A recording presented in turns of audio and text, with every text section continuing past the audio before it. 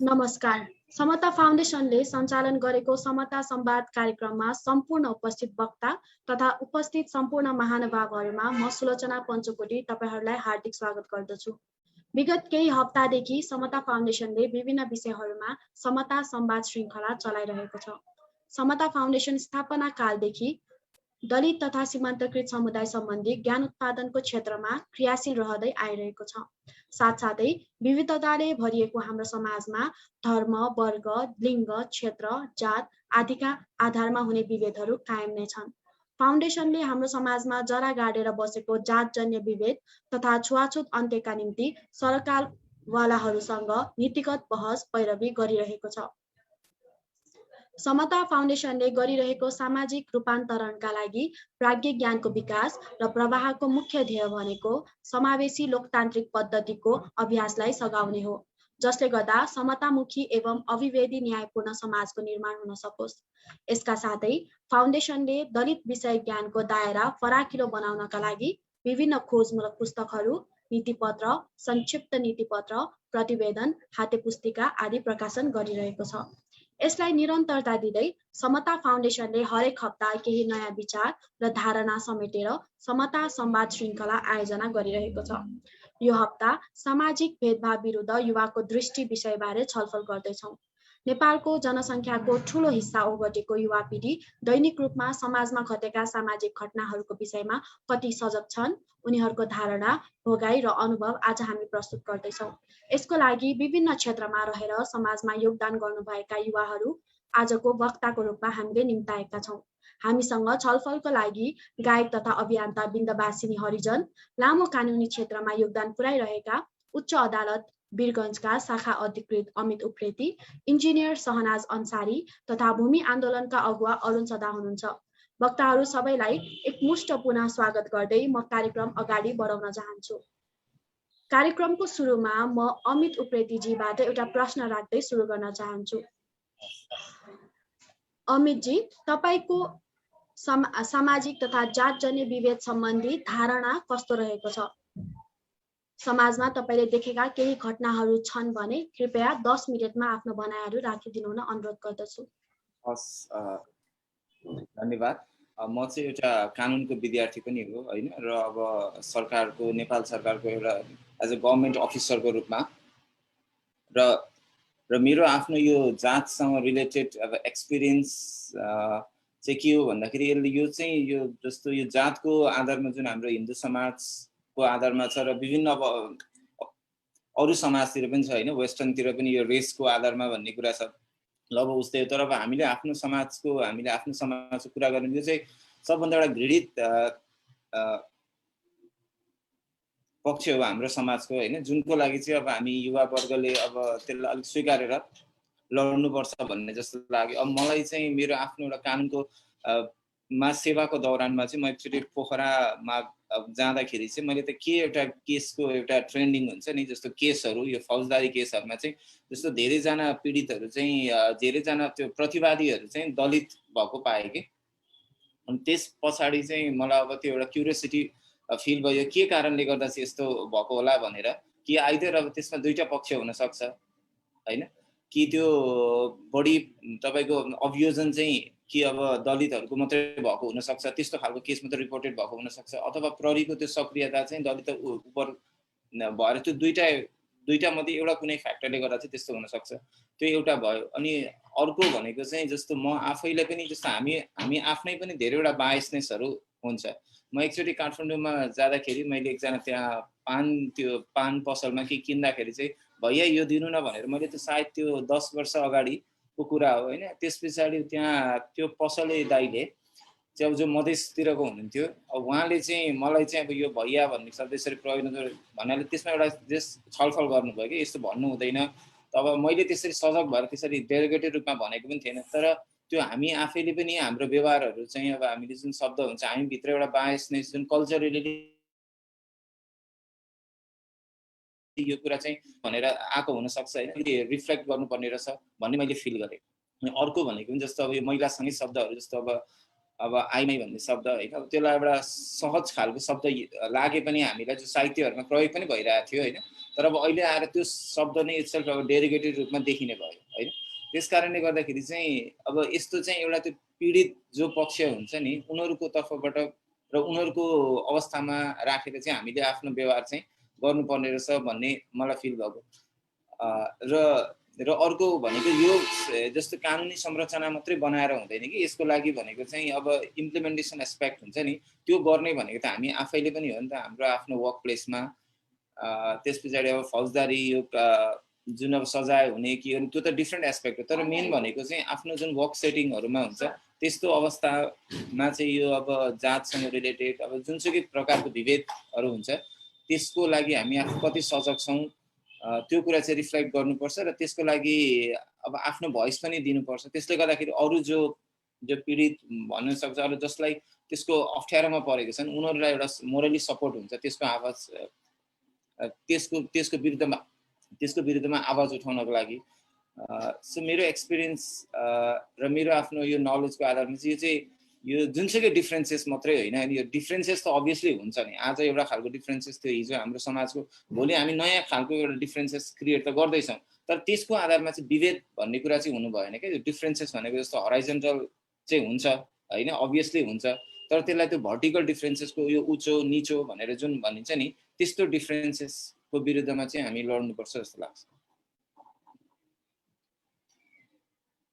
हस् सुलोचनाजी। धन्यवाद अमितजी, यहाँले एकदम महत्त्वपूर्ण कुरा राख्नुभयो। पक्कै पनि हाम्रो आफैभित्रको यो न्यारेटिभ्सहरूलाई चाहिँ चेन्ज गर्नुपर्छ भन्ने कुराहरू राख्नुभयो। अब म चाहिँ बिन्दवासिनीजीलाई चाहिँ प्रश्न राख्न चाहन्छु। बिन्दवासिनीजी, तपाईँ कला क्षेत्रमा पनि लागिरहनु भएको छ र लामो समयदेखि सामाजिक क्षेत्रमा पनि काम गर्दै आइरहनु भएको छ। तपाईँले यो काम गर्दै गर्दा जातकै आधारमा विभेद भोग्नु भएको छ भने कस्तो प्रकारको विभेद भोग्नु भएको थियो? कृपया यस बारेमा 10 मिनटमा आफ्नो कुराहरू राखिदिनु हुन अनुरोध गर्दछु। पहिला सम्पूर्णमा नमस्कार। म बिन्दवासिनी हेर्जन, कपिलवस्तु जिल्लादेखि।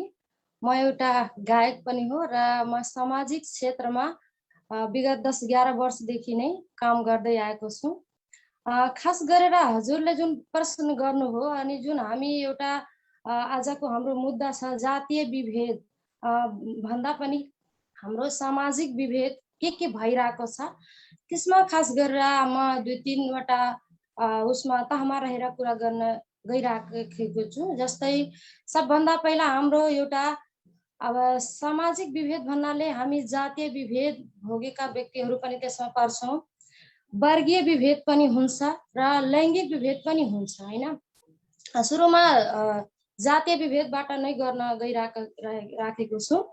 जस्तै हामी खास गरेर मधेसी समाजमा समुदायमा एउटा दलित भएर पनि दलितमा पनि एउटा मधेसी त्यसपछि महिला भएको कारणले गर्दाखेरि विभिन्न ठाउँमा विभिन्न प्रकारको हामी हिंसा यातना विभेद भोगेका अवस्था छ र हामी पनि भोग्दै आएका छौँ।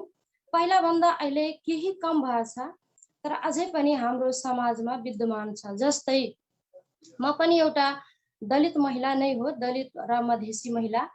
अब हामी काम गर्ने दौरानमा समाजमा यदि हामी पोजिटिभ कुरा नै केही उठायो भने त्यसको हाम्रो सुनवाई हुँदैन। जस्तै अब समाजमा जति राम्रो गरे तापनि एउटा दलितकै घरको हो, एउटा दलित हो भनेर एउटा मधेसी हो एउटा महिला हो फलानाको छोरी हो भनेर अलिक त्यति राम्रोसँग कुरा सुनवाई हुँदैन जस्तो मलाई लाग्छ। अनि हामी काम गर्ने दौरानमा पनि विभिन्न ठाउँमा जस्तै गैर दलितहरू हुन्छन्, गैर दलितको चाहे छोरी होस् या बुहारी होस्, जस्तै हामी बालकालदेखि नै कुरा गर्ने हो भने यदि हाम्रो साइकल बिग्रिन्थ्यो भने हामी पढ्न जाँदाखेरि जति छिटो हाम्रो गैर दलित साथीहरूको साइकल बनाइदिन्थ्यो पसलमा त्यति हाम्रो बनाइ त्यति बेलाको अवस्था है। हुन त धेरै हाम्रै दाइ दाजु नै हुन्थ्यो त्यो पसलमा, तर जति छिटो एउटा उसको मालिक साहबको छोरी हो भनेर जति छिटो उहाँहरूको बनाइदिने त्यति हाम्रो बनाउन त्यतिखेर भोग्दै स्कुलदेखि नै बस्दाखेरि खाजा खाँदाखेरि स्कुलमा पढ्दाखेरि पनि त्यो भोग्दै हामी आएको छौँ र अहिले पनि समाजमा पनि हामी काम गर्ने दौरानमा जस्तै एउटा कुनै कार्यक्रम हामी गर्यो भने सरोकारवालालाई हालि बोलाउँदाखेरि अब यो दलितको कार्यक्रम हो भन्दाखेरि दलित प्रतिनिधिलाई मात्रै पठाइदिने कार्यक्रममा, अनि त्यहाँ पठाउँदाखेरि पनि अब उहाँहरूको अब त्यहाँ भएको कुरा सवाल उठाएको, जस्तै हामी भन्छौँ नि कि यो गएर हजुरहरूलाई त्यहाँ गएर कार्यान्वयन गराउन पर्छ, तर त्यहाँ उहाँहरू कतिको गराउन सक्नुहुन्छ, उहाँहरूको कुराको कतिको सुनवाई हुन्छ, दलितकै कार्यक्रममा दलितलाई प्रतिनिधि किन पठाइराखेको अवस्था, त्यो पनि मैले एउटा विभेदकै रूपमा लिइरहेको छु। किनकि हामी काम गर्ने दौरानमा हामी त्यहाँ अरू सरोकारवालालाई अपेक्षा राखेका हुन्छौँ, अरूजना आइदिन्छन् भने, तर त्यो हाम्रै दलितकै कार्यक्रममा दलित नै पठाइदिन्छन्। अरू ठाउँमा जस्तै हामी कुनै हिंसा भयो भने, कसैको जस्तै जातीय विभेद भयो भने अरू ठाउँमा हुँदाखेरि यदि हामी वकालत गर्न गइरहेको छौँ भने के भन्छन्, गैर दलितहरूको धेरै प्रेसर आउँछ, जति छुवाछुत अब त छैन भनेर भन्छन्, तर अझै पनि हाम्रो यही कपिलवस्तु जिल्लामा कति यही वर्षमा कति धेरै घटना भएको छ। अब जस्तै एउटा अब दलित महिला भएर उसलाई गाली गलौज गरिदिने, मारपिट गरिदिने, होइन, कुटपिट पनि हुन्छ समाजमा। र तर त्यो यदि हामी सरोकारवाला र हामी सम्बन्धित निकायसम्म यदि हामी त्यो पुर्याउँछौँ भने हाम्रो त्यहाँ सुनवाई हुँदैन। सबै त्यस्तो नेगेटिभ छन् भने पनि म भन्दिनँ, पोजिटिभ पनि छन्, तर धेरै जस्तो हाम्रो दलितको घटना, हाम्रो दर्ता गर्न प्रक्रिया, जस्तै अब नियम कानुनमा उल्लेखनीय भएको कुराहरू पनि त्यति हामी त्यो पनि पाउन सकिरहेको अवस्था छैन। कानुनमा त लेखेछ जातीय विभेद गर्दाखेरि हाम्रो सजाय हुन्छ, कानुनी प्रावधान छ, अनि तर त्यो हामी अहिले त्यस्तो सुविधा हामी पाएका कार्यान्वयन नीतिमा भएको कुरा कार्यान्वयन गर्न पाइरहेका छैनौँ। त्यस्तो हाम्रो थुप्रै ठाउँमा त्यस्तो घटना भएको छ र हामी दलित भएकै कारणले सायद मलाई लाग्छ त्यस्तो हामी घटना सहन बाध्य छौँ। खास गरेर महिलाको कुरा त्यति जति जानकार भए तापनि अब मैले सबै गर्न सक्छु, म सक्षम छु, तर म अवसर पाउँदिनँ। मेरो सहभागिता मात्रै गराउँछ, सिग्नेचरको लागि मात्रै मेरो सहभागिता गराउँछ, तर अर्थपूर्ण सहभागिता मेरो कुनै पनि ठाउँमा त्यस्तो हुँदैन। जस्तै अहिलेको कुरा गर्ने हो भने हाम्रो अहिले संरचनामा छ जुन हाम्रो दलित सदस्यहरू स्थानीय तहमा जितेर गएछन्, एउटा प्रत्येक वाडामा सहभागी भएछन्, तर उहाँसँग हामी कुरा गर्दाखेरि उहाँलाई आफै थाहा छैन कि मेरो जिम्मेवारी के हो, मलाई के गर्न पर्छ, त्यति पनि उहाँहरूलाई थाहा छैन। धेरै जसोलाई थाहा छैन, सबैजनालाई त म भन्न सक्दिनँ, तर धेरै जसोलाई त्यो थाहा छैन कि मेरो काम के हो। उहाँहरूको खालि सिग्नेचर गर्नको लागि मात्रै उपयोग भइरहेको छ। त्यही भएर अहिले पनि हाम्रो समाजमा, समुदायमा समाजीय विभेद अन्तर्गत जातीय विभेद पनि अहिले विद्यमान छ। हामी जति जानकार भए तापनि अहिले अवसरबाट धेरै हामी वञ्चित छौँ। जति हाम्रो कोटा पनि विभिन्न प्रकारको हामी भन्छन् दलितको लागि आरक्षण छ, तर त्यो आरक्षण अहिले हामी पाइरहेका अवस्था छैन। त्यसपछि हाम्रो दलितको कुरा गर्ने हो भने हाम्रै गाउँ ठाउँमा स्कुल छैन, टाढा स्कुल हुन्छ, हाम्रो दलितको केटाकेटी पढ्न पाइरहेको छैनन्। एक त गरिब, यदि उहाँहरू कस्तो गएर 10सम्म यदि पढ्न चाह्यो भने स्कुल पनि टाढा हुन्छ, पढाइबाट पनि उहाँहरू धेरै वञ्चित हुन्छन्। अनि कुनै जस्तै अब हामी यही कपिलवस्तुकै कुरा गरेँ, यही पालि हामी 4 जनालाई दलित परिवारकै त्यो बहिनीहरूलाई पढाइरहेछौँ, तर त्यस्तो थुप्रै बहिनीहरू छन्, भाइहरू छन् जुन कि अहिले उनीहरूको इच्छा छ, तर आर्थिक अवस्था कमजोरले गर्दाखेरि उहाँहरू पढ्न पाइरहेका छैनन्। त्यही भएर हाम्रो यो दलित समुदाय सबै कुरामा, आर्थिक, सामाजिक, राजनीतिक सबै कुरामा धेरै नै पछाडि छ जस्तो मलाई लाग्छ। त्यसैमा अझै कुरा जोड्न चाहे, जस्तै वर्गीय विभेदमा पनि हाम्रो दलित नै पर्छन् धेरै जसो, किनकि भूमिहीन हुन्छ उहाँहरूको कुनै पनि। जस्तै यदि हामी तह छुट्यायो भने 100 जनामा 2-4 जना यदि त्यो गाउँमा सम्पन्न छन् भने हाम्रो 95 जना एकदम उनीहरूको एकदम आर्थिक अवस्था कमजोर हुन्छ, अति विपन्न नै हुन्छन्। त्यसमा पनि यदि कुरा गर्ने हो भने सबभन्दा पछाडि हाम्रो दलित नै पर्छन्। हाम्रो यहाँ कपिलवस्तु जिल्लामा उहाँहरूको कुनै पनि कुरामा वर्गीय हिसाबले हेर्ने हो भने सहभागिताको कुरा गर्दाखेरि उहाँहरूको अब जस्तै अब अहिले वैदेशिक रोजगार छ, उहाँहरू कर्जा लिएर विदेश गइरहेको अवस्था छ, तर यहीँको स्वदेशमा कुनै त्यस्तो रोजगार हुँदैन। उहाँहरू आफ्नै जीविका चलाउनको लागि त्यस्तो उहाँहरूको केही सुविधा छैन। र उहाँहरूको जस्तै अहिले लकडाउनको हामी अब कोभिड-19 को कुरा गर्ने हो भने 2 पटक हाम्रो लकडाउन भयो। लकडाउनमा धेरै जसो यस्तो घर परिवार थियो कि उहाँहरू दैनिक जालादारी नगरेको खण्डमा उहाँहरूलाई खाना पुगिरहेको अवस्था थिएन। तर उहाँहरू बिचारा अब सरी म बिचारा भने उहाँहरूलाई एकदम गाह्रो थियो, किनकि हामी यही गाउँठाउँमा हुँदाखेरि अब कतै ठाउँमा स्थानीय सरकारले अब 10 जना 15 जनाको फ्यामिली छ भने 10-15 केजी चामल अनि 2 लिटर तेल अरू सबै थोरै राहत त हुन्छ, तर त्यति दिएर उहाँहरूलाई पुग्दैन। उहाँहरूको लागि पनि अब त्यस्तो अवस्था छैन, धेरै नै गाह्रो छ। त्यसमा पनि हाम्रो दलित समुदायले पनि विभिन्न प्रकारको हिंसा भोग्दै आएको छ। बालबालिकाहरू त्यो पढाइबाट वञ्चित भएको अवस्था छ। जस्तै अहिले कुरा गर्ने हो वर्गीय विभेदमा भने हाम्रो धेरै जस्तै अनलाइन क्लासहरू भइरहेको अवस्था छ, तर हाम्रै जुन एउटा दलित समुदायको किशोर किशोरी केटाकेटी त्यो बालबालिकाहरू छन्, उहाँहरूलाई मोबाइल चलाउने अवस्था छैन। अब मोबाइल चलाउनु भने टचवाला मोबाइल किन्न पर्यो। टचवाला मोबाइल किन्दाखेरि कम्तीमा 10,000 15,000 लाग्छ। 10,000 15,000 भयो भने उनीहरूको 2 महिना 3 महिनाको खर्च पुग्छ। त्यही भएर उनीहरू आफ्नो पढाइमा त्यो फोकस गर्ने, आफ्नो बालबालिकाको कि आफ्नो जीविका चलाउने। त्यही भएर यो जुन हाम्रो वर्गीय विभेद छ त्यसमा पनि हाम्रो दलित समुदाय नै पछाडि छ र धेरै पीडित नै छ। त्यस्तै म लैङ्गिक हिंसाको कुरा गरेँ। लैङ्गिक विभेद जुन भइरहेको हाम्रो समाजमा समुदायमा भइरहेको छ त्यसमा पनि हामी कुरा गर्ने हो भने धेरै जसो दलित महिला नै पाउँछौँ, किनकि जुन उच्च घरको महिलाहरू हुन्छन् उहाँहरूको रहन सहन अनि बानी व्यवहार र हाम्रो जुन एउटा दुईटा जातीय यो दलित समुदायको महिला होस् या पुरुष भन्दा महिला नै पीडित छन्। र त्यसमा पनि धेरै जसो गैर दलितको घर परिवारको महिलाहरू पनि पीडित छन्, जस्तै जुन घरमा बसिरहेको अवस्था छ।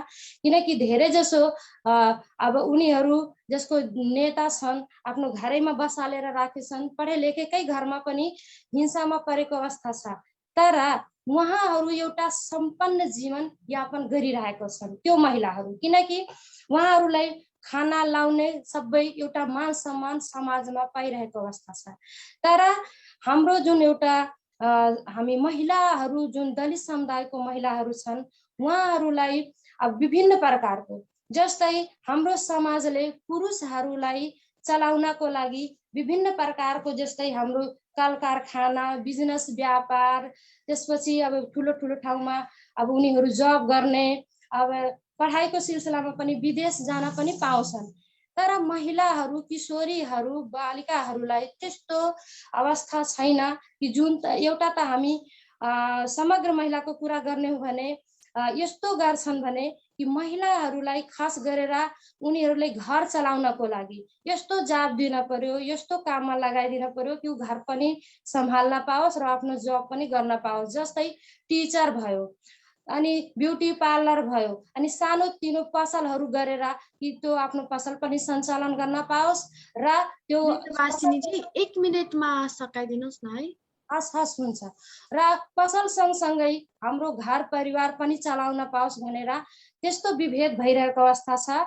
र ठुलो जस्तै अब अहिले पनि हाम्रो महिलाहरू पनि पुरुष जस्तै बिजनेस व्यापारमा उहाँहरूको समावेशी छैन, उहाँहरू धेरै पछाडि छन्।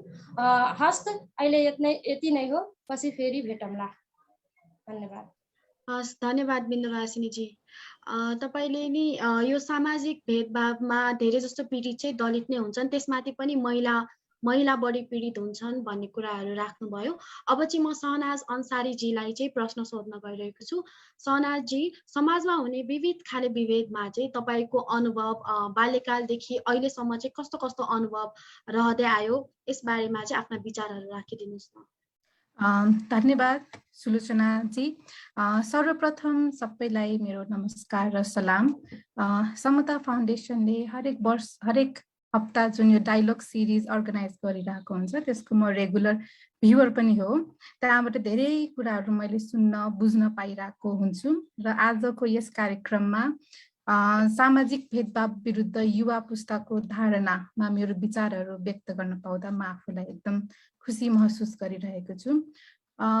म सुरुमा आफ्नो छोटकरीमा परिचय दिन चाहन्छु। मेरो नाम शहनाज अन्सारी हो। पेसाले म एक सिभिल इन्जिनियर हुँ।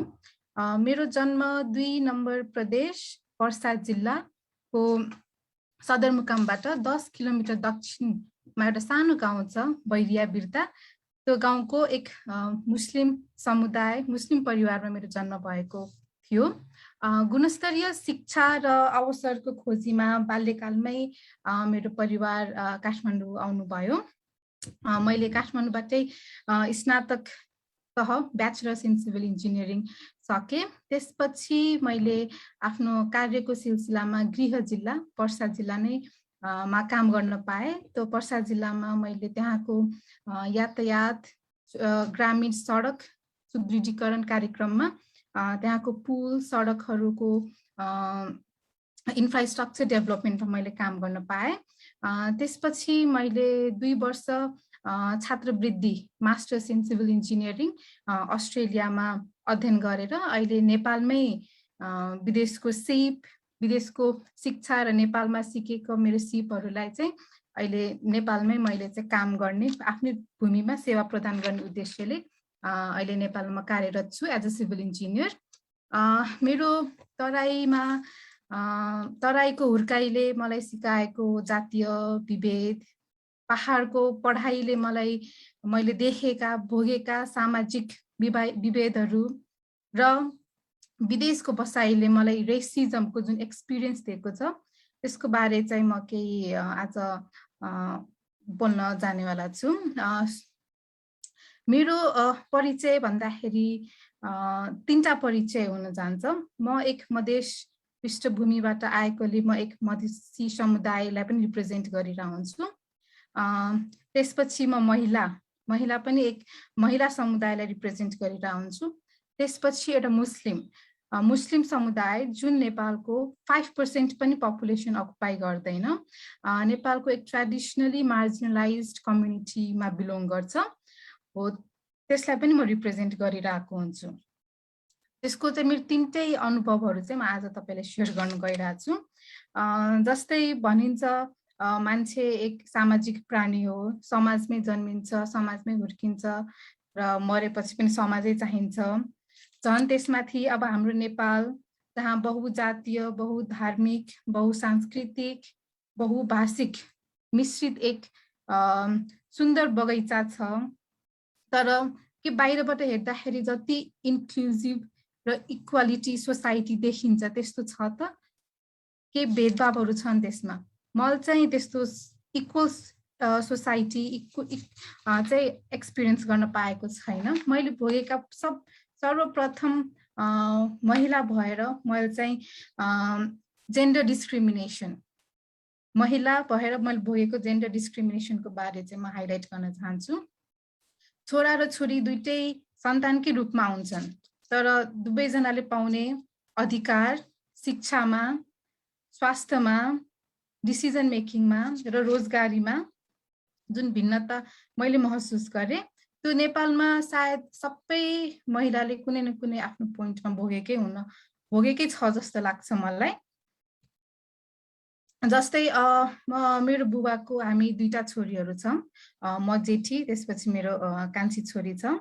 अनि समाजले चाहिँ धेरै कुराहरू, मेरो गार्जियनले धेरै कुराहरू सुन्नुपर्ने हुन्थ्यो। जस्तै तपाईँको छोरीहरू मात्रै छन्, वंश अगाडि बढाउने छोरा लिएर आउनु पर्यो घरमा, छोरीहरूले किन पढाइराख्नु भएको छ, छोरीलाई किन यति खर्च गरिराख्नु भएको छ, आखिर छोरी बिहे गरेर अर्काकै घरमा जाने त हो, किन यति लगानी गरिराख्नु भएको छ, जति लगानी तपाईँ पढाइमा शिक्षामा लगानी गर्नुहुन्छ त्यति त्यो पैसा तपाईँ जोगाएर राख्नुभयो भने भोलि पर्सि बिहे गर्दाखेरि दाइजो दिएर राम्रो घरमा बिहे हुन्छ भन्ने धारणा, त्यस्ता मान्छेहरूको कमेन्टहरू सुन्नुपर्ने हुन्थ्यो मेरो बुवा आमाले। तर अनि अर्को त्यो दहेज प्रथा पनि जुन छ, महिलाहरूले, तराईको महिलाहरूले विशेष गरी भोगिरहेका हुन्छन्, जहाँ छोरीलाई चाहिँ राम्ररी शिक्षा दिइँदैन, अवसर प्रदान गरिँदैन र जति पढे लेखे, अब शिक्षा नदिनु एउटा पाटो भयो, तर अर्को पाटो चाहिँ पढे लेखेको भए तापनि बिहे गर्ने बेलामा चाहिँ जुन त्यो दाइजो माग्ने प्रथा छ, जस्तै जति धेरै पढे लेखेको केटाहरू छन्, जति इन्डिपेन्डेन्ट केटाहरू छन्, त्यो अनुसारले त्यो उनीहरूको दाइजो पनि धेरै हुन्छ, दाइजोको माग डिमान्ड त्यति धेरै भइरहेको हुन्छ। अनि त्यस कारणले पनि धेरै बुहारीहरू जस्तै मारिएको, जलाइएको, कुटिएको, घरबार विहीन भएका घटनाहरू हाम्रो मधेस समाजमा देख्दै आएको छ।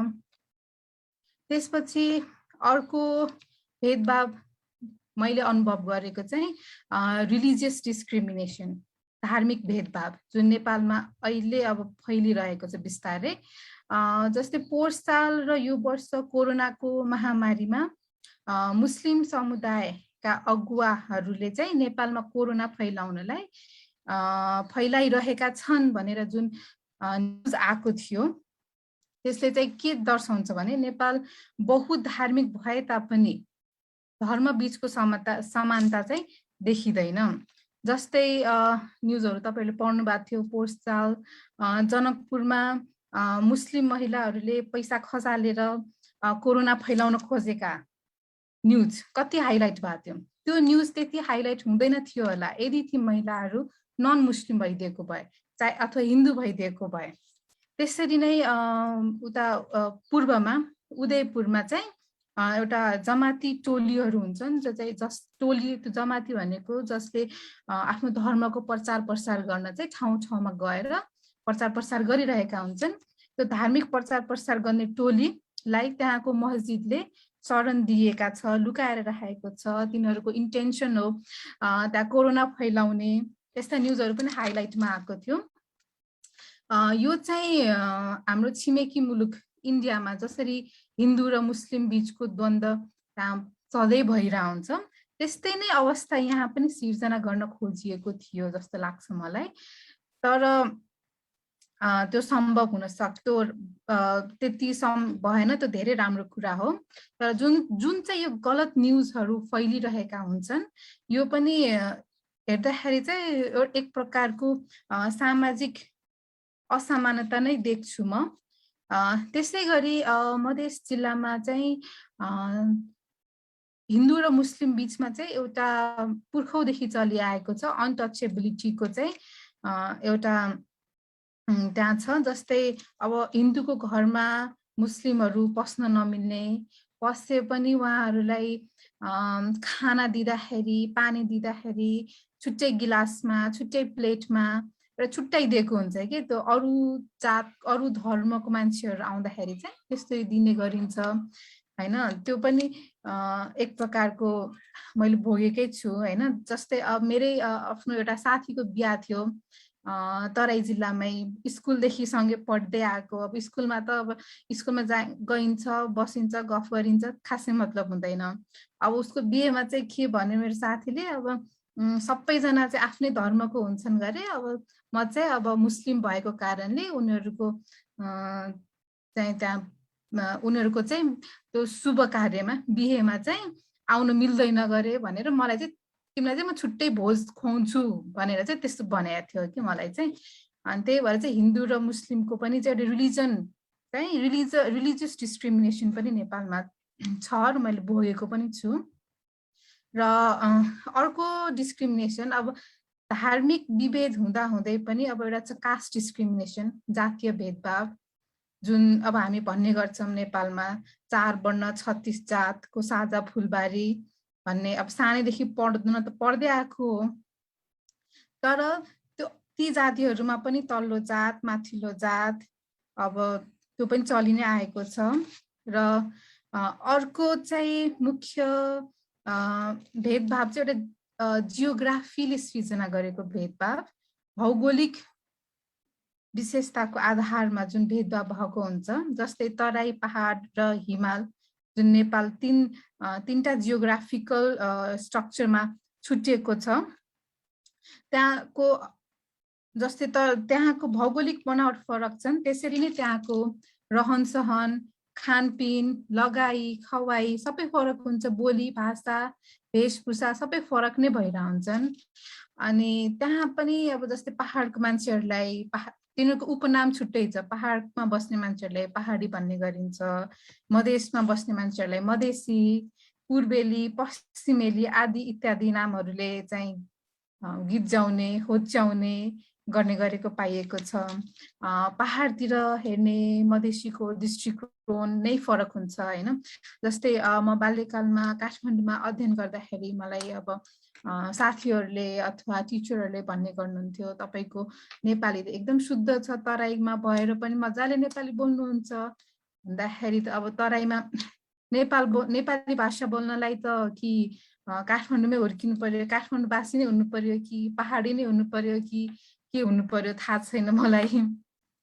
अनि त्यसमाथि पनि अब अर्को कमेन्टहरू छरछिमेकबाट आउने गर्थ्यो हैन। ओहो तपाईहरु मधेसको भएर पनि कति सरसफाई गरेर बस्नु भएको, निट एन्ड क्लिन भएर बस्नु भएको, मधेसको जस्तै लाग्दैन भन्दाखेरि त त्यसको मान्छेहरूको धारणा के रहेछ त? अब मधेसको मान्छे भएपछि गरिब नै हुनुपर्ने, फोहोरी हुनुपर्ने, अनहाइजेनिक हुनुपर्ने हो कि हैन।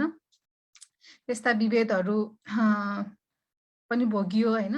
अनि अर्को छ अब मैले नेपालमा अहिलेको चाहिँ प्रचलित विभेद चाहिँ राजनीतिक पार्टीहरूको विभेदहरू छ हैन। पार्टी वाइज जुन विभेद हुन्छ, अब एकजना सहनाजी 1 मिनेटमा आफ्नो कुरा राख्दिनुस् न है। अब एकजना एउटा पार्टीको एउटा ग्रुपिजम भइरहन्छ हैन, ग्रुपिजम फर्म भइरहन्छ।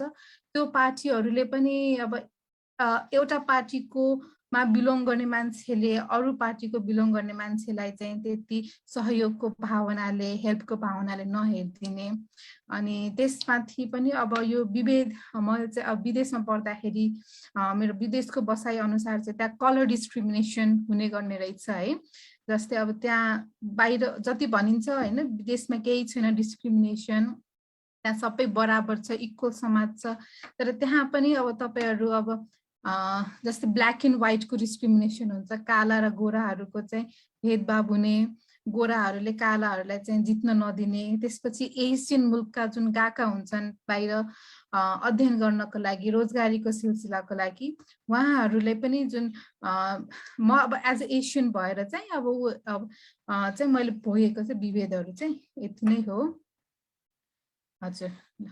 अनि अब युवाको भूमिका चाहिँ म एकछिनमा भन्छु। धन्यवाद सहनाजी। तपाईले चाहिँ नेपाल मात्र नभएर विदेशमा भोग्नुभएका सबै डिस्क्रिमिनेसनहरूको बारेमा पनि विस्तृत रूपमा हामीलाई जानकारी गराउनुभयो, त्यसको लागि धेरै धेरै धन्यवाद। अब चाहिँ म अरुण सरदारजीलाई चाहिँ प्रश्न सोध्न चाहन्छु। अरुण सरदारजी, मधेस आन्दोलन होस् या जमिन प्राप्ति सम्बन्धी आन्दोलन होस्, यहाँ एकदमै सक्रिय भएर लागिरहनु भएको छ। यसको प्राप्ति चाहिँ के हो र तपाईले यही आन्दोलनमा लागिरहँदा चाहिँ जीवनमा भोगेका विभेदहरूको बगाहरू र अनुभवहरू चाहिँ बताइदिनु हुन अनुरोध गर्दछु। धन्यवाद सुलोचनाजी। अब मैले धेरै भूमिका नमानेर जुन यो विभेदका कुराहरू छ त्यसमा म छिरे। अब यो जातीय विभेदका कुराहरू सम्झिँदा हामीलाई अहिले पनि आफैलाई पनि जिर्केर आउँछ है। हामी हिँड्ने प्रत्येक पाइलामा हाम्रो चारैतिर काँडै काँडा जस्तो देख्छु। अब जिउमा पनि पुरै जन्जिरले बाँधे जस्तो देख्छु। किनभने अब त्यो महसुस गरिएकोले हुन सक्छ, अब अरूलाई त्यस्तो हुन्छ हुँदैन त्यो थाहा भएन। अब यहाँ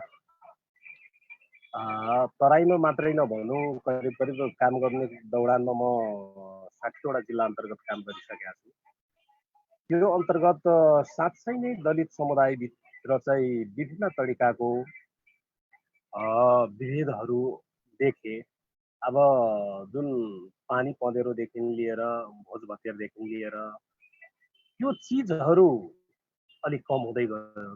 तर पनि हाम्रो तराईहरूतिर जातीय विभेदको नाउँमा घुमाउरो किसिमले अब दलितलाई कुनै पनि जनजातिहरू कुनै पनि ठुलो वर्गको मान्छेहरूको घर छेउमा जग्गा पनि नदिने, किनभने म भूमि अभियान कर्मी भएको नाताले पनि राम्रो ठाउँ छ तर त्यो ठाउँमा अब 5 लाखको जग्गा छ, दलितले त्यो ठाउँमा 10 लाख दिए पनि त्यो ठाउँमा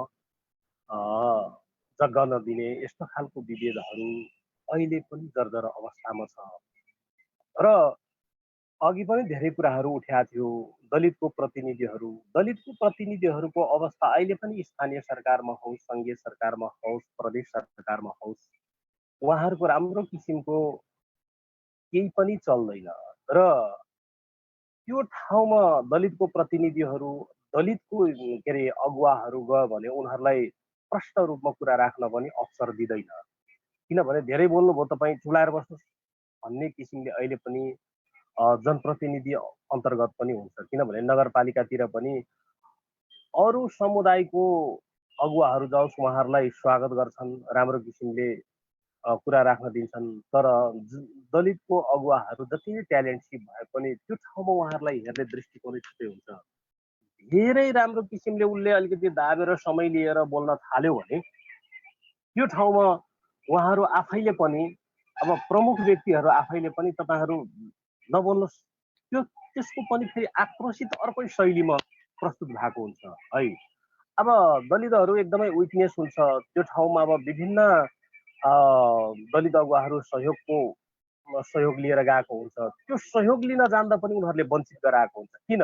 यो ठाउँको प्रमुख, यो ठाउँको जनप्रतिनिधि हामीहरू हो, हामीले पो गर्ने हो त, तपाईँहरूले गर्ने होइन नि भन्ने खालको कुराहरू पनि अहिले पनि पर्याप्त मात्रामा हुन्छ। त्यो पनि घुमाएर जातीय विभेदका कुराहरू, दलित र गैर दलित बिचका कुराहरू, धनी र गरिब बिचका कुराहरू अहिले पनि प्रशस्त मात्रामा आएको छ। अब यो भूमि सम्बन्धी अब फर्मका कुराहरूमा पनि जुन तपाईँको यो आयोगमा जुन के अरे फर्म भर्ने कुराहरू हुँदा पनि त्यो सबैभन्दा पछाडि त्यो दलित सुकुम्बासीहरूको फर्महरू भरिन्छ। किनभने अरू ठुल्ठुलो वर्गहरूको अव्यवस्थितहरूलाई पहिले जानकारी हुन्छ, पहिले सूचना गएको हुन्छ, तर दलित समुदायभित्र पछाडि सूचना जान्छ। त्यो पनि एउटा विभेदको कारण हो भन्ने मलाई महसुस भएको छ। त्यसो भएको कारणले यो काम गर्ने तौर तरिकामा पनि दलित र गैर दलित बिच घुमाएर उहाँहरूले शोषण गर्ने अवस्था हुन्छ। किनभने सबैको फर्महरू समेट भइसकेपछि लास्टमा चाहिँ हामीले दबाब दिनुपर्छ, हामी भूमि अभियान कर्मी भएको कारणले किन फल्लाको फर्म छुट्यो त त्यहाँ। अनि त्यस पछाडि उहाँहरूको राम्रो जग्गाहरू छ भने विभिन्न बाहनाहरू लगाएको हुन्छ, यो यस्तो छ, यो ठाउँमा हुँदै होइन, बनावटी हो, यिनीहरू पुरानो मान्छे नै होइन, उसको बुवाहरूले पहिले बेचिसक्यो, माने विभिन्न किसिमको बाहनाहरू लगाएर उनीहरूलाई फर्महरूबाट पनि वञ्चित गराउने घटनाहरू हामीले देखेका छौँ। त्यो दलित भएको कारणले नै होला, हुन त अब उसको अब पहुँच पनि छैन, पकड पनि छैन माथिसम्म, त्यसो भएको कारणले होला है। र अब अर्को कुरा के पनि छ भने तपाईँको विभेदका कुराहरूमा अब जातीय विभेदका कुराहरू अहिले पनि मैले कतिपय राजनीतिक दलभित्र पनि अब यो पार्टी र त्यो पार्टीको भन्दा पनि आफ्नै पार्टीभित्रको पनि दलित कार्यकर्ताहरूको छुट्टै किसिमको पीडाहरू छ, छुट्टै किसिमको भोगाइहरू छ है। किनभने उहाँहरूको नियन्त्रणमा बसेर काम गर्न सकिएन भने त्यो दलित नेता त्यो कुनै पनि पार्टीभित्र अटाउन सकिँदैन, उसको जुन ट्यालेन्टसिप त्यहाँ देखाउन दिएको हुँदैन।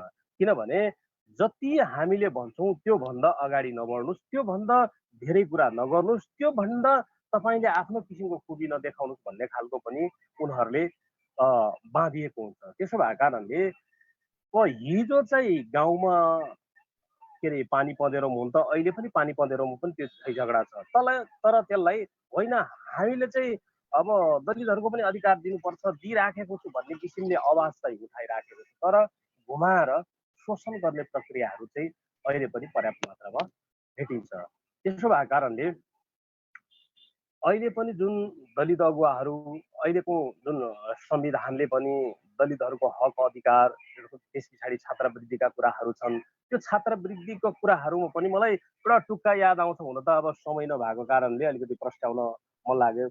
तर के हो भने नि त्यो अहिलेको जुन नीतिका कुराहरू छ नि त्यो पनि एउटा खोस्टाको रूपमा मात्रै दलितहरूको लागि देखाउने कागजात चाहिँ छ है, तपाईँहरूको पनि हक अधिकार यहाँ यति लेखिएको छ भनेर भन्छ, तर त्यो कार्यान्वयनको पाटोमा एकदम ख्यातुलो छ र त्यो त्यही सीमित छ।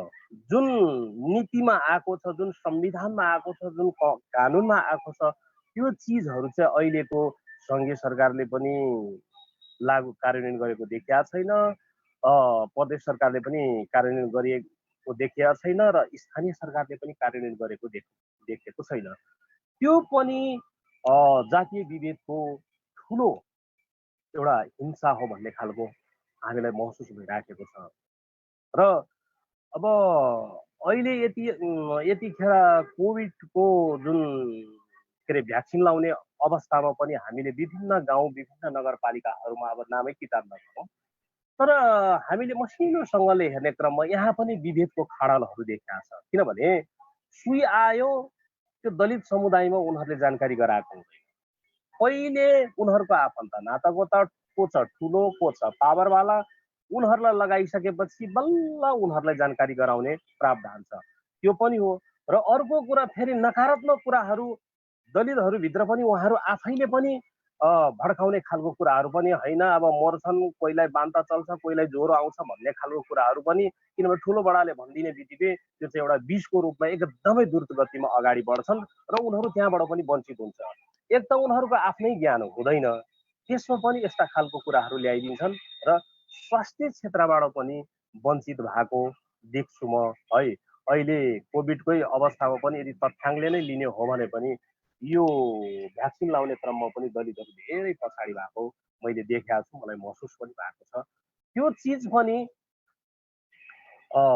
यो जातीय विभेदसँगै जोड्न सकिन्छ। हुन त अब साथीहरूले धेरै कुराहरू ल्याइसकेका छ, धर्मका कुराहरू पनि है, तर मान्छेलाई अति आवश्यक हुने कुराहरूमा पनि उनीहरूले घुमाएर वञ्चित गरे हुन्छ। अब सरकारी निकाय अन्तर्गतको जुन स्थानीय सरकारहरूमा पनि दलितको प्रतिनिधिहरू छ, उनीहरूले आफ्नो पोकेटको मान्छे जो चाहिँ केही बोल्नै नसक्ने मान्छेहरू, अब हामीले त्यसो भन्ने बित्तिकै फेरि दलित महिला यहाँ बहुसङ्ख्यक सहभागिता भयो, दलित पुरुषहरूले के अरे विरोध गरेको भन्ने खालको पनि सन्देश जाला। तर हामीले दलित महिलाको कोटा काट्नुपर्छ भन्ने खालको विरोध गरेको होइन कि दलित महिलाभित्र पनि सक्षम दलित महिलाहरूलाई ल्याएर काम गर्दा राम्रो हुन्छ भन्ने खालको हाम्रो माग छ। किनभने संविधानले त व्यवस्थापन त गरिदियो, ल्याउन पनि ल्यायो, तर मैले काम गर्ने बेलामा कसैले बाधा अवरोध नगर्ने खालको दलित महिला को छ र त्यो व्यक्तिलाई च्याप्प समातेर ल्याएर अनि उहाँहरूले समितिभित्र राखेका छ। त्यसो भएको कारणले अब त तपाईँहरूको प्रतिनिधित्व छँदैछ, अनि अरुण जस्तो व्यक्ति आएर यहाँ विरोध गर्नु त्यति सुहाउँदैन भन्ने खालको कुराहरू अहिले पनि हुन्छ। र स्थानीय सरकारबाट साँच्चै नै दलित प्रतिनिधिहरू र दलितको आवाजहरू उठाउन पनि करिब करिब हामीलाई वञ्चित गर्ने अवस्था छ। किनभने छ त विकास निर्माणका कुराहरूदेखि लिएर पोषणका कुराहरूदेखि लिएर वृद्ध भत्ताका कुराहरूदेखि लिएर नागरिकतामा समस्या छ, त्यस पछाडि जन्मदत्ताहरूमा समस्याहरू आइराखेको छ। त्यो चिजहरू लिने जाने बेला पनि हामीले उहाँहरूसँग अब छलफल गर्ने क्रममा पनि तपाईँको प्रतिनिधि छँदैछ नि, तपाईँको प्रतिनिधिले खोइ कुरा उठाएको भनेर उहाँहरूले सजिलै हामीलाई तार्ने काम गर्छ। त्यसो भएको कारणले अहिले पनि दलितहरूमाथि जति बुझ्दै गयो त्यति घुमाउरो किसिमको विभेदका कुराहरू छ है। अब त्यसमा पनि अब दलित महिलाहरूको त पुरै छोड्नु, अब दलित महिलाहरूले त राम्रो किसिमले अहिले पनि अब घुम्टो उठाएर राम्रो किसिमले त्यो पदमै भए पनि दिल खोलेर बोल्न नसक्ने अवस्था छ। त्यो अहिलेको यहाँको तराईको वातावरणले पनि देखाइराखेको छ। पहिलेको तुलनामा सुधार चाहिँ छ, तर पनि दलित महिलाहरूको बारेमा त्यति सजिलो र त्यति सहज हुने अवस्था छैन। त्यसो भएको कारणले अब युवाहरूको भूमिका भन्ने खालको कुराहरू पनि यहाँहरूले राखिदिनु भएको छ। अब विषयवस्तुहरू सबै नै अगाडिको साथीहरूले ल्याइसक्नु भएको छ। तथापि अरुणजी 1 मिनेटमा सकाइदिनुस् न है। ल हुन्छ। र युवाको भूमिकाहरू अब हामीले अझ पनि यो दलितहरूसँग स्थानीय सरकारसँगै कसरी डाइलग गरेर यसलाई टुङ्गो लगाउने भन्ने किसिमले राम्रो किसिमले अध्ययन गरेर जानुपर्छ र आगामी दिनहरूमा जसरी यसले प्रतिनिधित्व गरिएको छ त्यो ठाउँमा चाहिँ राम्रो दलितहरूको सहभागिता गराउनुपर्छ भन्ने मलाई लागेको छ। हवस् त। हजुर धन्यवाद अरुणजी। अब चाहिँ हामी दोस्रो चरणको सेसनमा जाँदैछौँ। त्यसको अगाडि चाहिँ म चाहिँ यो कार्यक्रम चाहिँ रेडियो कपिल वस्तुबाट पनि लाइभ गइरहेको छ र फेसबुकबाट पनि लाइभ गइरहेको छ भन्ने चाहिँ जानकारी दिन चाहे। अब चाहिँ हामीले अर्को चरणको प्रश्नमा जान्छौँ र प्रश्न चाहिँ बिन्दवासिनीजीलाई छ। यो विविध सामाजिक विभेद विरुद्ध दलित युवाहरूमा प्रतिरोधको आवाज कमै देखिन्छ। तपाईलाई चाहिँ के लाग्छ? तपाईको अनुभव र विचारहरू चाहिँ राखिदिनुहोस् न।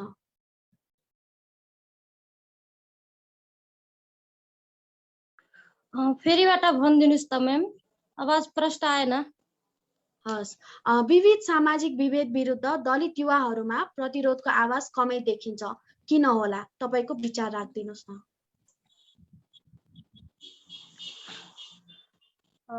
किनकि सबभन्दा पहिला त अब विभिन्न प्रकारको जस्तै अब एउटा त पहुँच हुँदैन हैन, विभिन्न ठाउँमा विभिन्न संरचना, अब उसमा दलितहरूको पहुँच हुँदैन, सूचना पनि पुग्दैन, के सूचना निस्किरहेछ त्यो पनि जानकारी हुँदैन र राज्यले जुन बनाएको जुन नीति छ, हाम्रो संविधानमा उल्लेख भएको नीतिहरू के छ त त्यो पनि धेरै जसो थाहा हुँदैन। त्यही भएर आवाज नउठाउनको कारण एउटा के छ भने कि जस्तै अब हामी मानव उहाँहरूको एउटा विचार हुन्छ, अब जसले जानेछ ऊ अलिकता जान्छ, आफ्नो आवाज उठाउँछ, तर उसको पनि अलिकता जाँदाखेरि अब जस्तै वाडाबाट अब न्यायिक समितिमा पुग्छ, कहिलेकाहीँ वाडा कार्यालयको न्यायिक समिति त्यहाँ पनि हाम्रो बनाइएको जुन संरचना छ त्यहाँसम्म पुग्छ भने त्यही धेरै जसो अब उनीहरूलाई अब जस्तै विभेदको कुरा भयो या आफ्नै घरको केही समस्या भयो उनीहरू उठान गरेर लग्यो भने त्यही मिलाइदिन्छन् हैन, धेरै जसो मिलापत्र गराइदिन्छन्। र अब एउटा त अब मानव एउटा कुनै घटना भयो भने यदि हाम्रो जिल्लासम्म जान पर्यो भने अब खर्च पनि हुन्छ, एक पटकमा गयो भने अब 100 रुपियाँ उसको खर्च हुने, 10 पटक गयो भने 1000 रुपियाँ जान्छ, उसको घरमा 100 रुपियाँ छैन भने 1000 रुपियाँ खर्च गरेर किन लड्न परोस्। त्यही भएर पहिला त नीतिगत उसलाई कुरा थाहा हुँदैन र त्यसपछि उहाँहरूको अब एउटा जुन छ कसरी म न्याय पाउँछु एउटा विश्वास पनि हुँदैन। अनि त्यसमा म के भन्न चाहन्छु भने सबभन्दा पहिला अब हाम्रो दलितहरूको लागि अनि त्यसपछि अब यो महिला दलित समुदायकै लागि सबै जुन एउटा हामी पछाडि परेका वर्गहरू हुन्छन् उहाँहरूको लागि सबभन्दा पहिला अब जस्तै नीतिगत कुरा पहिला थाहा हुन पर्यो। प्रत्येक ठाउँमा अब के कस्तो नीति छ यो सरकारको, हाम्रो स्थानीय सरकार जुन हुन्छ उहाँहरूको जिम्मेवारी हुन्छ, प्रत्येक नागरिकलाई त्यो पुर्याउन पर्यो। हाम्रो के छ त्यसको बारेमा एउटा अभिमुखीकरण जस्तै गरेर सबै नागरिक समाजलाई जानकारी हुन पर्यो। र त्यसपछि उहाँहरूको जस्तै अब हामी न्यायिक समिति हैन, न्यायिक समितिमा जान्छन् भने हाम्रो दलित प्रतिनिधित्व त्यहाँ हुँदैन। त्यहाँ गयो भने जति उसले हिंसा भोगे तापनि त्यहाँ गएर उसको पक्षमा वकालत हुँदैन, उसको पक्षमा न्याय उसले पाउँदैन। त्यही भएर त्यहाँ बरु एउटा हाम्रो दलित प्रतिनिधित्व जस्तै 3 जनाको न्यायिक समिति भयो भने अहिले त हाम्रो सरकार भनेको त मेन त त्यही हुन्छ नि हैन, चाहे नगरपालिका होस् चाहे गाउँपालिका होस्, त्यो न्यायिक समितिमा दलितको प्रतिनिधित्व भइदियो भने धेरै सजिलो हुन्छ। र त्यस्तै गरी प्रहरीमा हैन, पहिला एउटा चलेथ्यो प्रहरी मेरो साथी, त्यसले धेरै कुरा समाजमा समुदायमा राम्रै असर पारेथ्यो। तर हाम्रो जुन समाज छ समुदाय छ, चाहे किशोरी होस् या बालबालिका होस् चाहे दलित महिला होस् या दलित पुरुष नै होस्, पुलिस हेर्न बित्तिकै डराइहाल्छन् हैन। जुन एउटा हाम्रो पुलिस र जनताको बिचमा जुन एउटा मानव सम्बन्ध छ नि त्यो अलि शासक र भाषा के त्यस्तो भएर के साथी जस्तो कसरी मिलाएर हामी जान सक्छौं, उहाँहरू बिचमा घुलमिल कसरी गराउन सक्छौं। र एउटा हाम्रो प्रत्येक चाहे प्रहरी चौकी होस् चाहे प्रहरी कार्यालय होस् चाहे वडा प्रहरी कार्यालय होस्, त्यहाँ एउटा दलितहरूको लागि हेल्पलाइन डेस्क भइदियो भने धेरै सजिलो हुन्छ, किनकि दलितकै आवाज उठाउनको लागि, दलितको सवाल आएछ, दलितको कुनै यदि मानव घटना भएछ भने त्यहाँ एकजना दलित प्रतिनिधित्व भइदियो भने त्यहाँ धेरै सजिलो हुन्छ। र त्यस्तै गरेर हाम्रो विभिन्न जुन संरचनाहरू छ त्यो संरचनाहरूमा पनि अर्थपूर्ण दलितहरूको सहभागिता हैन भइदियो भने उहाँहरूलाई धेरै कुरामा टेवा पुग्छ।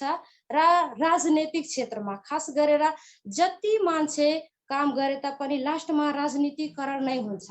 त्यही भएर हाम्रो स्थानीय तहदेखि नै, जस्तै अहिले तोके छ नि हाम्रो मेयर र उपमेयरमा उपमेयर हाम्रो महिलै हुन पर्छ, त्यस्तै धेरै नभए पनि मानव हाम्रो कपिलवस्तुकै कुरा गर्ने हो भने हाम्रो 10 वटा स्थानीय तह छ, 10 वटामा तोक दिने यति हाम्रो दलितकै कोटा हुन पर्छ, यति हाम्रो उपमेयरमा दलित लड्न पाउनुहुन्छ, यति हाम्रो वाडा अध्यक्षमा दलित लड्न पाउनुहुन्छ।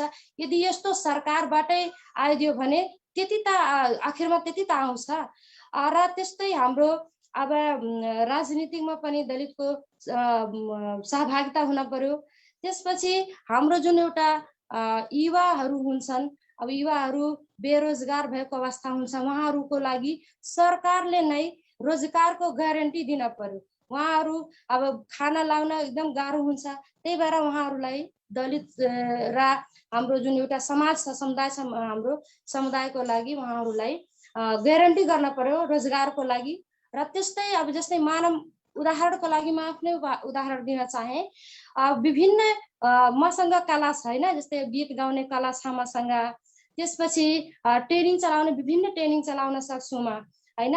अब लिडरशिपदेखि द्वन्द्व व्यवस्थापनदेखि लिएर हजुरको थुप्रै मसँग स्किल छ, तर मेरो स्किललाई म कहाँ प्रयोग गर्ने, त्यस्तो यदि हाम्रो दलित हाम्रो युवाहरू हुन्छ उहाँहरूमा कुनै खुबी छ भने त्यो कसरी हामी त्यो अझै प्रचार प्रसार गर्ने र उहाँहरूले कसरी कुन ठाउँमा अवसर दिने, त्यसको पनि यदि राज्यबाटै नै ग्यारेन्टी गरेर आइदियो भने दलितहरूको जुन एउटा उहाँहरूको एउटा लुकेको छ उहाँको सिपहरू, उहाँमा भएको खुबीहरू अझै हामी उजागर गर्न सक्छौँ।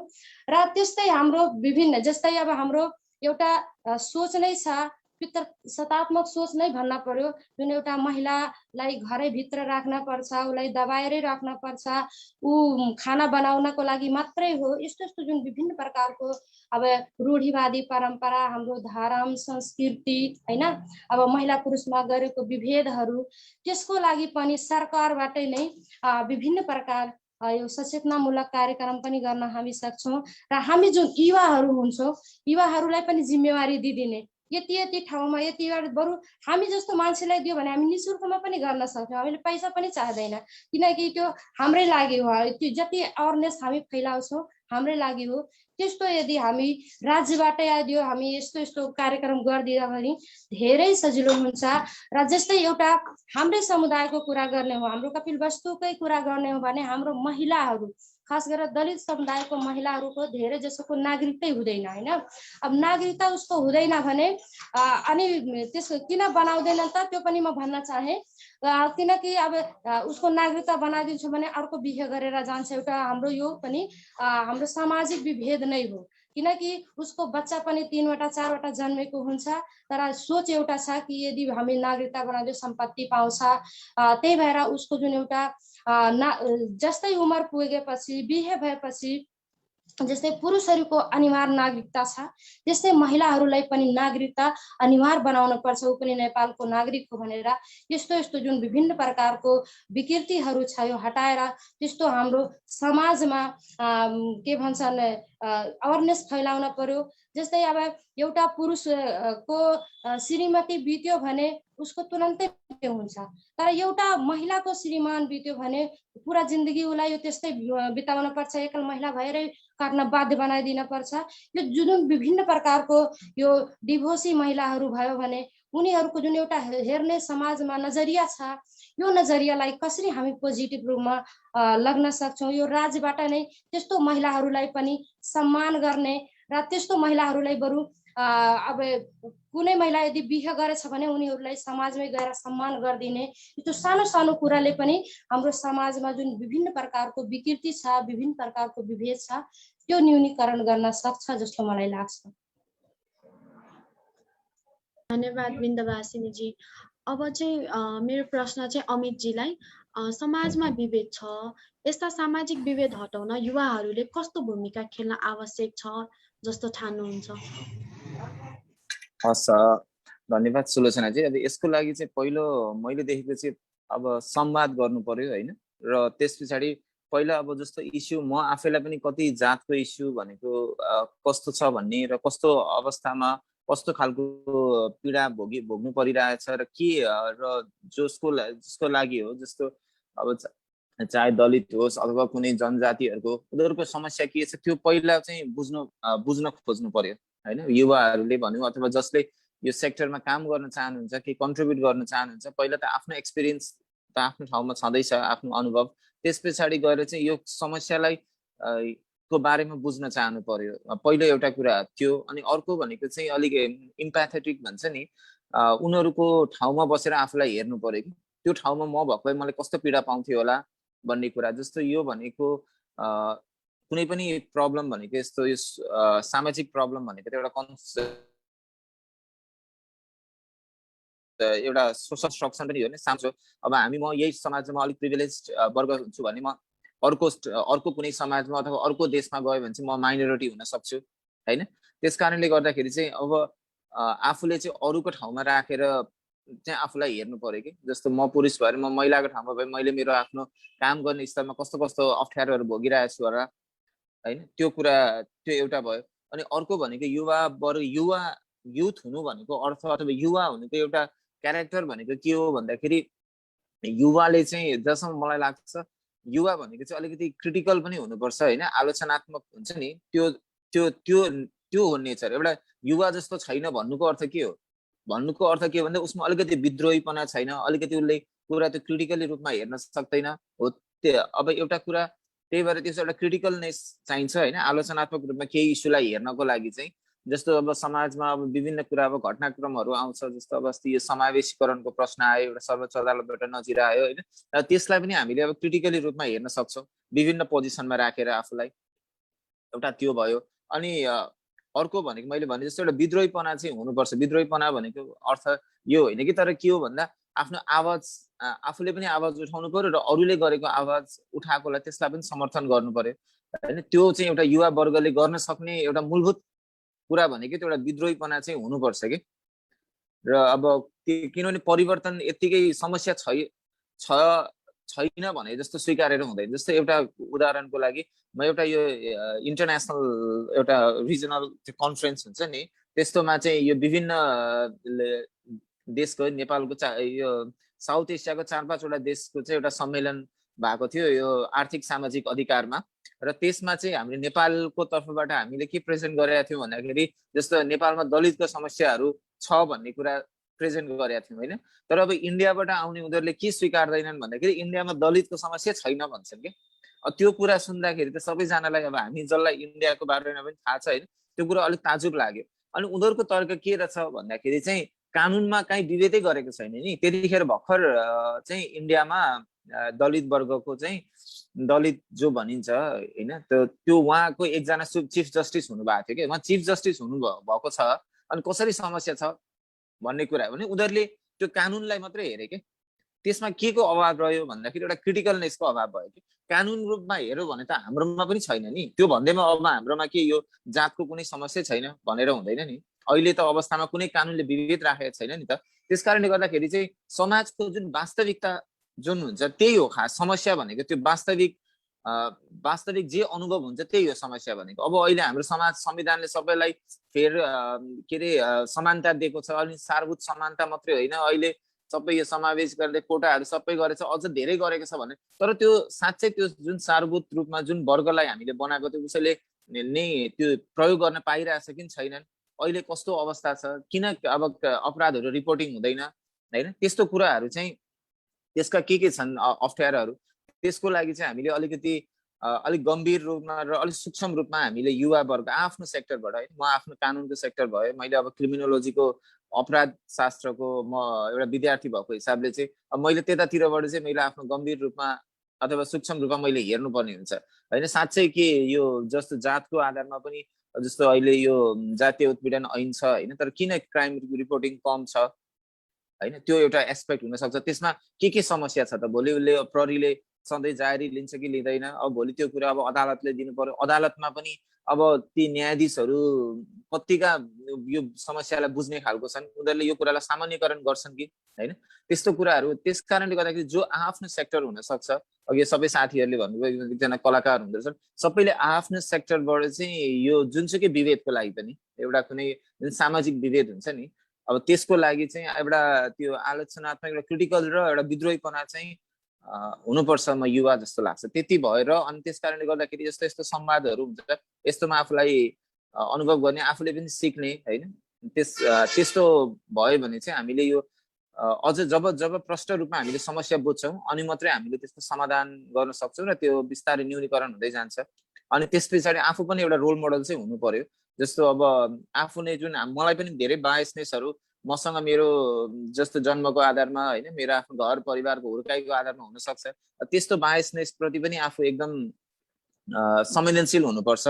कति कुरा हामी आफैलाई, मलाई त म आफैले अब यो एडभोकेट भएर मैले आफ्नो अरूको अधिकारको लागि कुरा गर्ने, म आफै पनि जानिदो नजानिदो पाराले चाहिँ म आफैले पनि त्यस्तो कुराहरू चाहिँ जस्तो कोहीसँग बसेर मैले खाएँ भन्दा मलाई त खाना केही प्रब्लम छैन भन्नुको अर्थ पनि के हो भन्दाखेरि मैले त्यो कुरालाई रिलेट गरेर ल्याइसकेँ कि हैन। मैले जस्तो अब मेरो साथीहरू कोही जो अब जुन दलित वर्ग भन्छन् उनीहरूबाट आएको छ भनेर मैले त्यो कुरा चाहिँ मलाई त हेरेर मलाई कुनै प्रब्लम छैन भन्नुको अर्थ मैले त्यसमा पनि रिलेट गरिसकेँ हिसाबले हैन। त्यस कारणले गर्दाखेरि आफ्नो बायसनेसहरू पनि हेर्नु पर्यो र अब आफ्नो जस्तो मेरो अब 2 बच्चाहरू छ भने त्यो बच्चाहरूमा पनि त्यस्तो खालको हुर्काइ नहोस्। कसरी हुन्छ जस्तो अघि धर्मको कुरा गर्यो हैन, महिलाको कुरा हो, त्यस्तोमा चाहिँ अलिकति संवेदनशील हुनु पर्यो। आफूले मन्दिर मात्रै होइन कि मैले मस्जिदमा पनि लिएर जान सक्नु पर्यो, मैले चर्चमा पनि लिएर जान सक्नु पर्यो हैन। सबै धर्महरू भनेको चाहिँ आफ्नो चोइसको कुरा आउँछ, यो कुनै बधको कुरा भन्दा पनि भनेर त्यसलाई गरे। किनभने जन्म र जुन आफ्नो जन्मको आधारमा चाहिँ केही मेरो राष्ट्रियता मेरो नेपाली हो भने म नेपाली हो भनेर चाहिँ म पूर्ण रूपमा म आफूलाई स्वीकार दिने कि न मेरो यो थर हो म भन्छु, न मेरो यो मेरो धर्म, न मेरो हिन्दूमा जन्मे बित्तिकै म हिन्दू हुने भने म अर्को जन्ममा मान्छे कतिवटा जन्म हुन्छ है, अर्को जन्ममा म अर्कै थिएँ होला। त्यस कारणले गर्दाखेरि चाहिँ त्यही भएर अलिक गम्भीर हुनुपर्छ र अलिकति विद्रोहीपना चाहिँ युवामा हुनुपर्छ। विद्रोहीपनाको अर्थ चाहिँ ढुङ्गा मुढा गर्ने होइन कि आफ्नो सोचमा त्यो विद्रोहीपना चाहिँ हुनुपर्छ जस्तो लाग्छ। धन्यवाद अमितजी। अब मेरो प्रश्न चाहिँ सहनाजीलाई। प्रश्न यस्तै किसिमको नै छ। तपाईलाई चाहिँ यो सामाजिक विभेदको अन्त्यको लागि अब युवाले के कस्तो अभियान सञ्चालन गर्दा चाहिँ समाजमा विभेद कम हुन्छ जस्तो लाग्छ? धन्यवाद सुलोचनाजी। यहाँ उपस्थित हामी वक्ताहरू प्राय युवा नै छौँ, तो सबैको धारणाहरू त सुनि नै हाल्यो। भनिन्छ युवाहरू देशका कर्णधार हुन्, देशलाई चलाउने, धान्ने, देशलाई अगाडि बढाउने, जहाँसुकै होस् जिम्मेवारी युवाकै काँधमा हुन्छ। युवाहरूले समाजमा भएका हरेक किसिमका द्वन्द, असमानता, विभेदता अन्त गर्ने क्षमता हामी युवाभित्र छ है। आफूले आफूलाई इभ्यालुएट गर्न सक्नुपर्छ, आफूले आफ्नो आवाजलाई सुदृढीकरण गर्न सक्नुपर्छ। सबभन्दा प्रथम मलाई चाहिँ के लाग्छ, एजुकेसन, पढाइको पहुँच, गुणस्तरीय क्वालिटी एजुकेसन यदि युवाहरूमा बच्चैदेखि नै पढाउँदै शिक्षाको पहुँच भयो भने तो भोलि पर्सि गएर एउटा एजुकेटेड युथको रूपमा कन्भर्ट हुन्छ। उसले डिसाइड गर्न सक्छ कि राइट के हो, रङ के हो, के कुरामा चाहिँ कुन चाहिँ अब परम्परा संस्कृति जुन चाहिँ जेनेरेसन्सदेखि आइरहेको छ हैन, कुन चाहिँ अब ठिक हो र कुन बेठिक हो, कुन चाहिँ यसलाई चाहिँ मैले अगाडि बढाउँदाखेरि चाहिँ हुन्छ र कुन चाहिँ मैले रोक्न सक्नुपर्छ, त्यो त्यसको लागि चाहिँ सबभन्दा मूल हतियार चाहिँ मलाई शिक्षै हो जस्तो लाग्छ। क्वालिटी एजुकेसन हुनु पर्यो। र त्यसमाथि पनि आजकल जुन डिजिटाइजेसनको जमाना छ, मान्छे घर बसी सिंगल क्लिकमा हैन अब केही कुराहरू खोज्नु पर्यो, त्यसको बारे सत्य तथ्य जान्नु पर्ने भयो भने हामीहरूले चाहिँ त्यो हैन सिंगल क्लिक हामीले चाहिँ त्यो अब पत्ता लगाउन सक्छौँ कि यो राइट हो कि यो रङ हो हैन। त्यही भएर एजुकेसन र डिजिटाइजेसन एउटा मेन चाहिँ त्यसको एक्सेस हुनुपर्छ युवाहरूमा। जुन हरेक किसिमको विभेद अन्त गर्नको लागि। अनि त्यसमाथि पनि अब केही अब कुराहरू चाहिँ अब फ्यामिलीमा अब चलिआएको छ भने त्यसलाई अब ब्लाइन्डली फलो गर्नुपर्छ जस्तो मलाई लाग्दैन। अब जस्तै अब कागले मेरो कान लग्यो भनेर कागको पछाडि दगुर्ने होइन कि आफ्नो कान पहिला हेर्नुपर्छ कान छ कि छैन भनेर, यो उखान चाहिँ मलाई भन्नु मन लाग्यो। त्यही भएर आफूले छुट्याउन सक्नुपर्छ कि के गलत के हो सही के हो। त्यो युवाभित्र चाहिँ त्यो कन्फिडेन्स हुन पर्यो। त्यसपछि अर्को चाहिँ मलाई के लाग्छ, मान्छेहरूको जुन ग्रुप हुन्छ साथीहरूको होइन, त्यसमा पनि अब कति ठाउँमा हामीले चाहिँ त्यो रेसिजम अथवा डिस्क्रिमिनेसनहरू होइन, अफिसहरू भयो कलेजहरू भयो होइन, त्यो एज अ फर्म अफ जोकको रूपमा लिएर हुन्छ कि मजाकमै उडाइदिएर हुन्छ नि होइन। अब कतिजनालाई अब थाहै हुँदैन, जस्तै अब मधेसको मान्छेहरूको टोन त्यति अब प्योर नेपाली हुन नसक्ला होइन, अब त्यो टोनमा कमेन्ट गरिदिने होइन, एज अ अब ख्याल ठट्टा लिदिने, अब त्यो एकछिनको लागि रमाइलो होला गरे, तर अब जो मान्छेले फिल गरेको हुन्छ उसलाई त गाह्रो पर्न सक्छ नि त। ऊ अब मेन्टली डिप्रेस्ड हुन सक्छ, उसले अब नराम्ररी लिन सक्छ, ऊ आफूलाई डिस्क्रिमिनेट भएको फिल गर्न सक्छ। त्यही भएर त्यस्तो ठाउँमा पनि होइन अब हामीले एक अर्काको कल्चर संस्कृतिलाई रेस्पेक्ट गर्न सक्नुपर्छ। अब जस्तै अब मेरै कलेजमा हुँदाखेरि एकजना मधेसकै साथी हुनुहुन्थ्यो, उहाँहरूलाई चाहिँ अब नेपाली अङ्क चाहिँ राम्ररी प्रोनाउन्स गर्न नआउने नेपालीमा होइन, अनि उसको चाहिँ निकनेम नै त्यही राखिदिएको थियो कि जे चाहिँ उसले रङ प्रोनाउन्स गर्थ्यो त्यही निकनेमले बोलाउने गर्थ्यो। अब सधैँ अब 1 दिन 2 दिनको कुरा होइन, अब सधैँ त्यही भइरहेछ, अब फेरि बोल्न पनि नसक्ने होइन। अनि त्यही भएर चाहिँ त्यस्तो डिस्क्रिमिनेसन चाहिँ हामीले चाहिँ एज अ युवा होइन, जहाँ अब डिस्क्रिमिनेसन भएको फिल गरेछौँ भने चाहिँ अन द स्पट यदि मलाई कसैले डिस्क्रिमिनेट गरेको मलाई फिल भएछ भने मैले बोल्न सक्नुपर्छ, मैले आफ्नो आवाज आफै बन्न सक्नुपर्छ होइन। त्यसपछि यदि आफ्नो छरछिमेकमा साथीभाइको सर्कलमा कलेजमा कतै डिस्क्रिमिनेसन होइन, कतै भेदभावको कुरो टिक्का टिप्पणी कतै उठेछ भने चाहिँ त्यहाँ पनि आफ्नो धारणा राख्न चाहिँ सक्नुपर्छ जस्तो लाग्छ होइन। यो होइन कि अब चुप्प लाएर बस्यो भने पनि एउटा आजकलको डिस्क्रिमिनेसन फेरि ओपन डिस्क्रिमिनेसन हुँदैन, प्राइभेट डिस्क्रिमिनेसन भइरहेको हुन्छ क्या।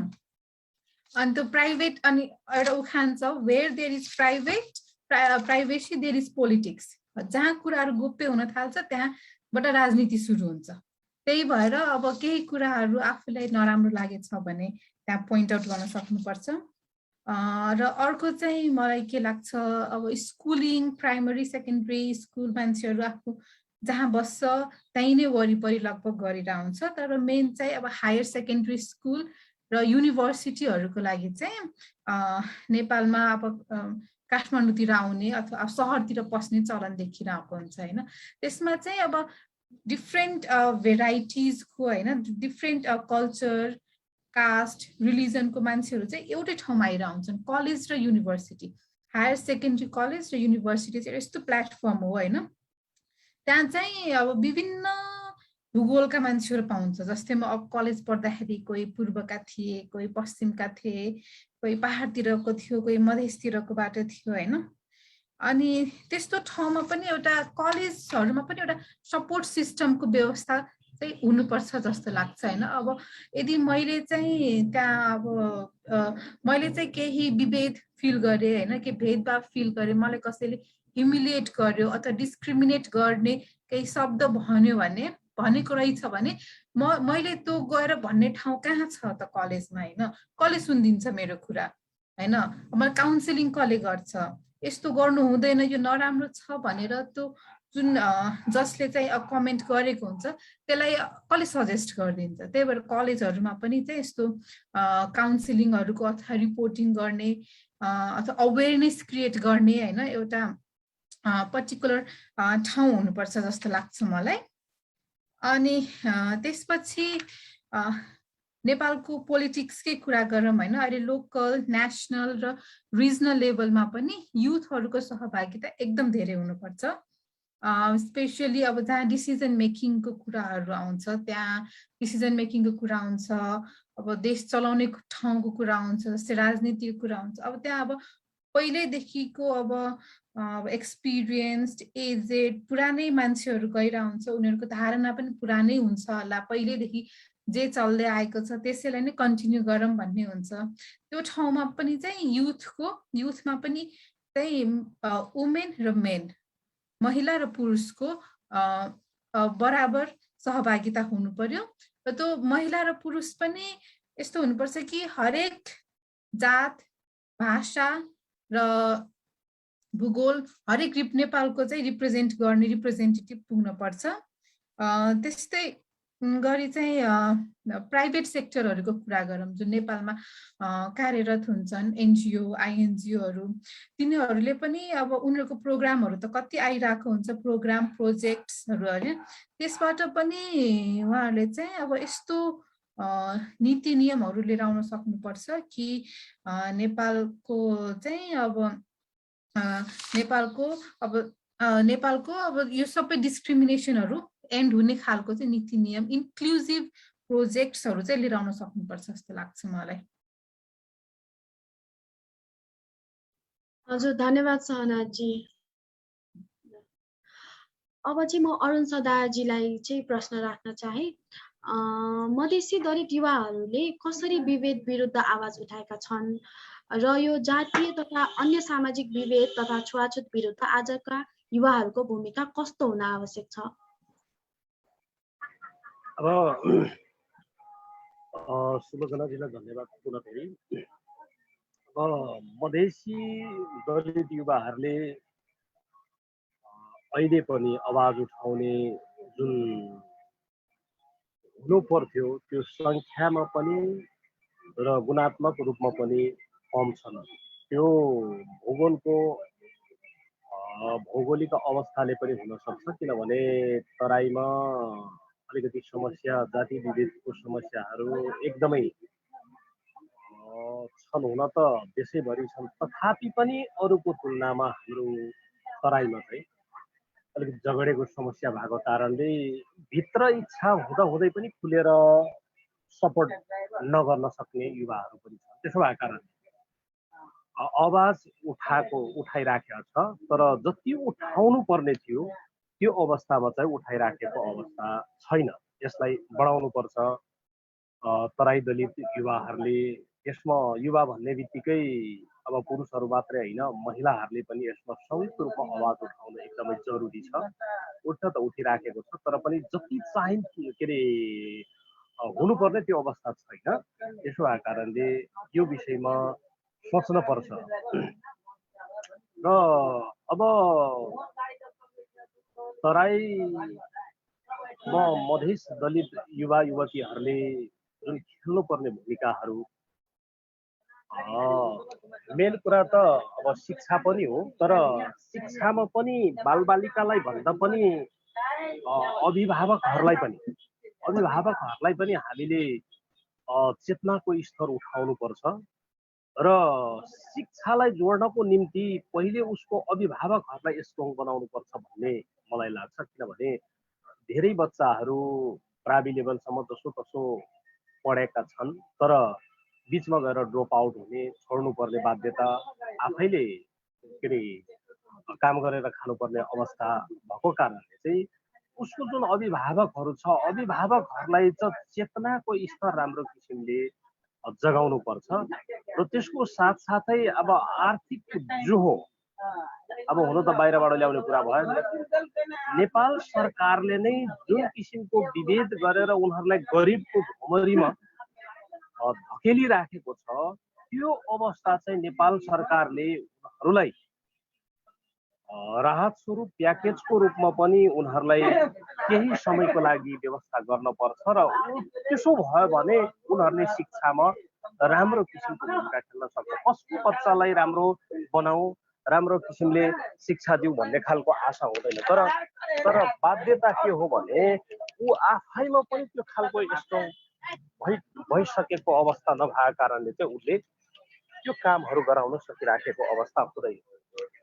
त्यही भएर हाम्रो तराईको दलित युवाहरूको अवस्था चेतना सँगसँगै आर्थिक पनि कसरी जोहो गर्ने, आर्थिकको व्यवस्थापन कसरी गर्ने, त्यो पहिलो चेतना, दोस्रो आर्थिकलाई जोड्नुपर्छ, तेस्रो लिङ्केजका कुराहरू।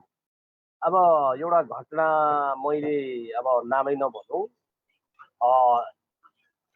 2-3 महिना अगाडिको कुरा हो।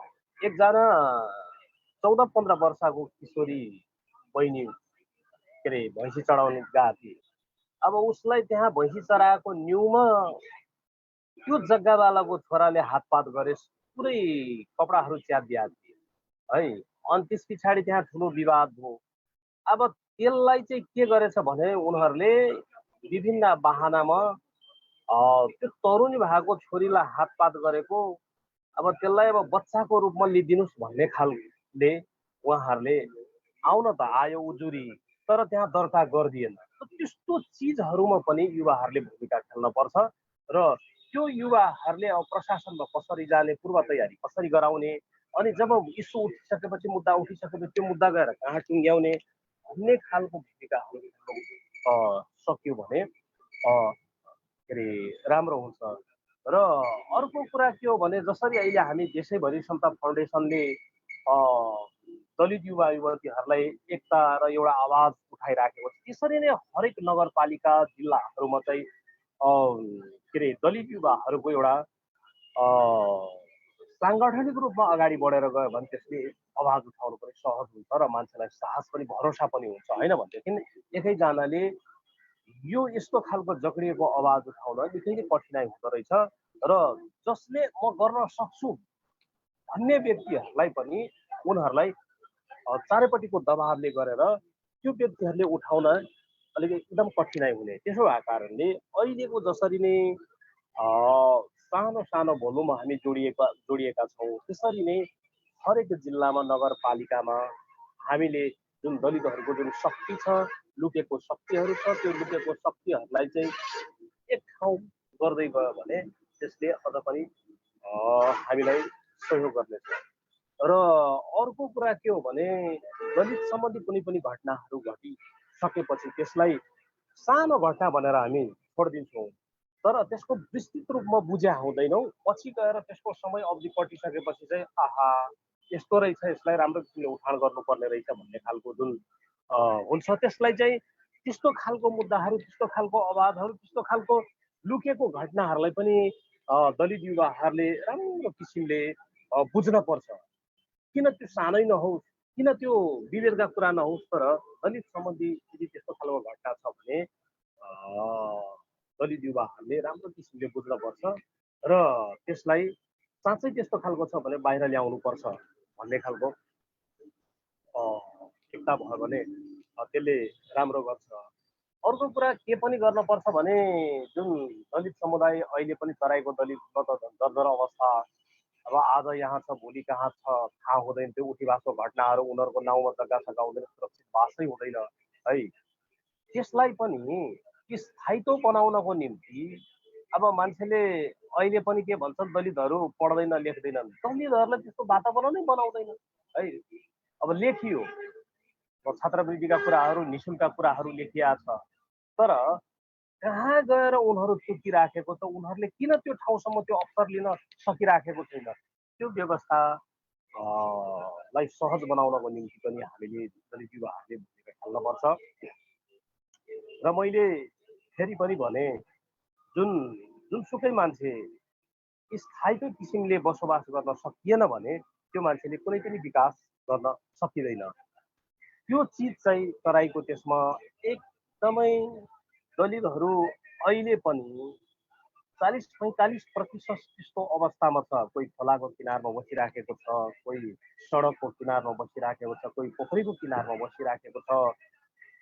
अनि सबै के अरे आगजनी भए पनि उनीहरू पीडित हुने, सर्फाडस भए पनि उनीहरू पीडित हुने, अनि त्यस पछाडि रेप केस भए पनि पहिले उनीहरू जाने, चोर आए पनि पहिले उनीहरू जाने, यस्ता खालको कुराहरू छन्। त्यसो भएको कारणले यो चिजलाई पनि स्थायित्व कसरी बनाउने दलित समुदायलाई भन्ने किसिमले पनि हामीले भूमिका खेल्न पर्छ। त्यो भूमिका खेल्ने क्रममा हामी मात्रै नभएर यो देशका सबै जात जातिहरू, उपल्लो जातिहरूको पनि सहारा लिनुपर्छ र उहाँहरूसँग पनि सरसल्लाह लिँदै फेरि पनि यो सरकारवादी मुद्दा बनाउनु पर्छ, अनि मात्रै हामीले प्राप्त गर्न सक्छौँ भन्ने लाग्छ। र त्यति मात्रै नभएर मलाई लाग्छ जति पनि दलित युवाहरू छ यो आफ्नै पार्टीभित्र मात्रै नभएर यसलाई चाहिँ साझा सवाल बनाउनको निम्ति सबै पार्टीहरूसँग सहकार्य गरेर दलितहरूको जुनसुकै मुद्दा आए पनि सबै राजनीतिक दलहरूलाई राखेर छलफलको वातावरण बनाएर अगाडि बढायो भने त्यसले छिट्टो र सहज तरिकाले जुन उसको मुद्दा छ त्यो मुद्दाहरू चाहिँ किनारा लाग्छ भन्ने मलाई लाग्छ। त्यसो भएको कारणले अरुणजी हजुर अब अलिक छोटोमा भनिदिनुहोस् न है। हुन्छ। त्यसो भएको कारणले हामीले तराईको दलित युवाहरूले पनि चाहे जुनसुकै होस् चाहे जुनसुकै समुदायमा होस् दलित युवा युवतीहरूले पहिले त सङ्गठित बन्दै र मुद्दा जस्तो सुकै मुद्दा भए पनि त्यसलाई बाहिर ल्याउनुपर्छ, त्यसलाई सार्वजनिक गर्नुपर्छ भन्ने चाहिँ मैले सिद्ध्याए हस्। हजुर धन्यवाद अरुणजी। हामीले चाहिँ फ्लोरबाट पनि क्वेसन्स लिने सोचेका थियौँ तर समय अवधि चाहिँ एकदमै कम छ हामीसँग। मसँग चाहिँ एउटा साझा प्रश्न छ चारैजना वक्ताहरूका लागि। पहिला चाहिँ म अरुणजीबाटै सुरु गर्न चाहन्छु। मेरो प्रश्न चाहिँ तपाईँले देख्नु भएको समाज कस्तो हो र त्यसको लागि तपाईँको भूमिका कस्तो हुनुपर्दछ? कृपया छोटोमा आफ्नो उत्तर राखिदिनु हुन अनुरोध गर्दछु। मैले देखेको समाज के अरे भविष्यको कि अहिलेको वर्तमानको? हेलो सुलोचनाजी, हेलो हजुर, अहिलेको वर्तमानको कि अब आउने भविष्यमा देख्ने समाज? अहिलेको पनि प्लस भविष्यमा पनि देखिरहनु भएको कस्तो समाज चाहिँ तपाईँले चाहनुहुन्छ? अब जुन अहिलेको समाज जुन विभेदै विभेदले छ होइन,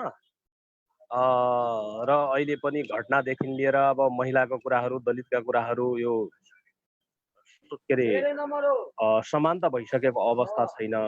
अबको हाम्रो छोरा नातिको पालोमा चाहिँ मैले देख्न चाहेको त्यस्तो खालको विभेदको खाडलहरू नहोस्, समान रूपले सबै हाँसेर बाँच्न पाओस् र अहिलेको अवस्थामा अब पानीभित्र पनि उठीवास गरेर यो ठाउँबाट त्यो ठाउँ जान नपरोस् र नागरिकता विहीन भएर वृद्ध आमाले पनि मलाई पनि नागरिकता चाहियो भनेर भन्न नपाओस्, देख्न नपाओस् त्यस्तो खालको। र जुन अपाङ्ग बालबालिका, अपाङ्गमा पनि दलित भित्रका अपाङ्ग बालबालिकाहरूले मागेर खाने अवस्था नहोस्। राम्रो सुन्दर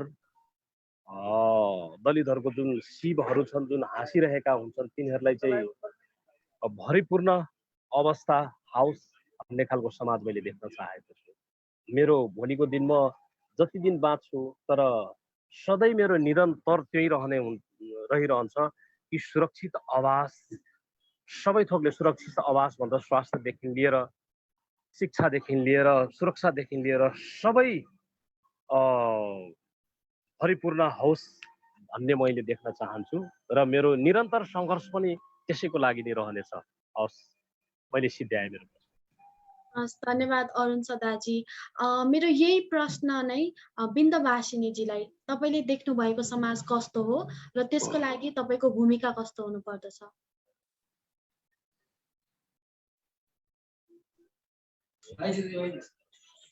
आवाज सुनिएन मैम, फेरि एकचोटि भनिदिनु। तपाईँले देख्नु भएको समाज कस्तो हो र त्यसको लागि तपाईँको भूमिका कस्तो हुनुपर्दछ?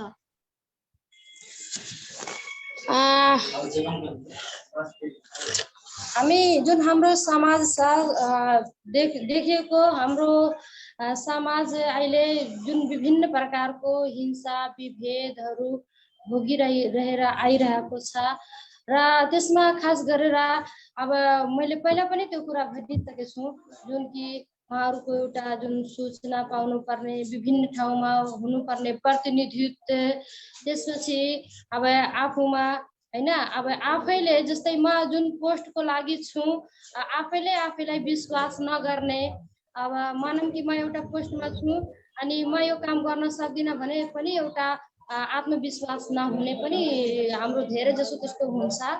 भाइहरू एकछिन हल्ला नगरिदिनु न प्लिज। अनि त्यसपछि त्यस्तो जुन कुराहरू छ र त्यसमा खास गरेर अहिले हामी भूमिका भन्नाले मेरो भूमिका भन्नाले जस्तै मेरो जिम्मेवारी के छ पहिला त आफै हामी गर्न पर्नुपर्छ। जस्तै मेरो अधिकार के छ कहिलेकाहीँ हामी पाउन सक्दैन भने कहिलेकाहीँ खोज्न पनि पर्छ होइन, आफ्नो अधिकार लिनको लागि लड्न पनि पर्छ। अब जस्तै अब हाम्रो यो जुन पिँढी छ यदि हामी आफ्नो अधिकारको लागि लड्यो भने सबै कुरोमा प्रतिवाद हामी गर्न पर्छ। सकारात्मक प्रतिवाद गर्न एकदम जरुरी छ विभिन्न ठाउँमा, किनकि हामी यदि त्यस्तो कदम उठाएन भने हामीले आउने जुन हाम्रो पिँढी छ उहाँहरूको लागि धेरै गाह्रो हुन्छ। त्यही भएर हामी आजदेखि त्यस्तो सचेत हुँदै गयो भने आउने पिँढी हाम्रो एकदम स्वतन्त्र हुन्छ, उहाँहरूलाई धेरै अवसर आउन सक्छ। र अझै मेरो भूमिका भन्नाले विभिन्न ठाउँमा जस्तै अब म आफै होइन अब एउटा जस्तै अब हाम्रो बालिकाहरू छन्, हाम्रो दलित समुदायको किशोर किशोरी उहाँहरूलाई विभिन्न कुरामा अब खास गरेर अब बालिकाहरूलाई विभिन्न कुरामा हामी समाजमा समुदायमा सिकाउँदै आइरहेका छौँ कि बालिकाहरूलाई अलि नरम बोल्न पर्छ, दबेर बस्न पर्छ, लुकेर बस्न पर्छ। जुन समाजमा एउटा विभेद छ त्यो मैले आफै विभिन्न ठाउँमा कार्यक्रममा पनि भन्दै र उहाँहरूको लागि वकालत पनि गर्दै आएको छु कि नाइ पनि भन्न पर्छ, नो भनेको नो। जुन कि हाम्रो किशोरीहरू महिलाहरूलाई जुन पीडा छ अब एउटा हाम्रो सोच छ नि सामाजिक विभेदमा के छ भने महिला नाइ भन्छ भने त्यसमा पनि उहाँहरूको हाँ लुकेको हुन्छ, एउटा यो सामाजिक विभेद नै हो। तर नाइ भनेको नाइ नै हो, नो मिन्स नो नै हो। यस्तो कुरामा पनि हामी अलर्ट भएरै बस्न पर्छ। र म पनि यस्तो थुप्रै ठाउँमा जस्तै अब जुन सुकै चाहे सरोकारवाला होस् चाहे जुनसुकै ठाउँमा होस् मेरो जति जिम्मेवारी छ म आफ्नो जिम्मेवारी अनुसार काम गर्न पर्छ। र कहीँ पनि कतै पनि विभेद भइरहेको छ म वकालत गर्दै आएको छु। आगामी दिनमा पनि म चाहे दलितको लागि होस् चाहे महिलाको लागि होस् चाहे किशोर किशोरीको लागि होस् म वकालत गर्दै आएको छु, आगामी दिनमा पनि गर्ने नै छु। र जुन हाम्रो सरोकार जुन हाम्रो एउटा नीति छ नीतिलाई कार्यान्वयन गर्नको लागि म सधैँ नै तत्पर र आवाज उठाउनेछु। हजुर धन्यवाद। मेरो यही प्रश्न सहनाज अन्सारीजीलाई पनि, तपाईले देख्नु भएको समाज कस्तो हो र त्यसको लागि तपाईको भूमिका कस्तो हुनुपर्दछ? मैले यस्तो समाजको कल्पना गर्छु जहाँ कुनै पनि भेदभाव विभेद द्वन्द्व नहोस्, जहाँ समाजमा शान्ति होस्, हरेक जातका हरेक वर्णका हरेक भाषाका मान्छेहरूले आफ्नो पुरा हक अधिकार र सम्मानका साथ एउटै समाजमा बाँच्न पाउन्। सबैजनाको पहुँच शिक्षामा स्वास्थ्यमा रोजगारीमा बराबर होस्।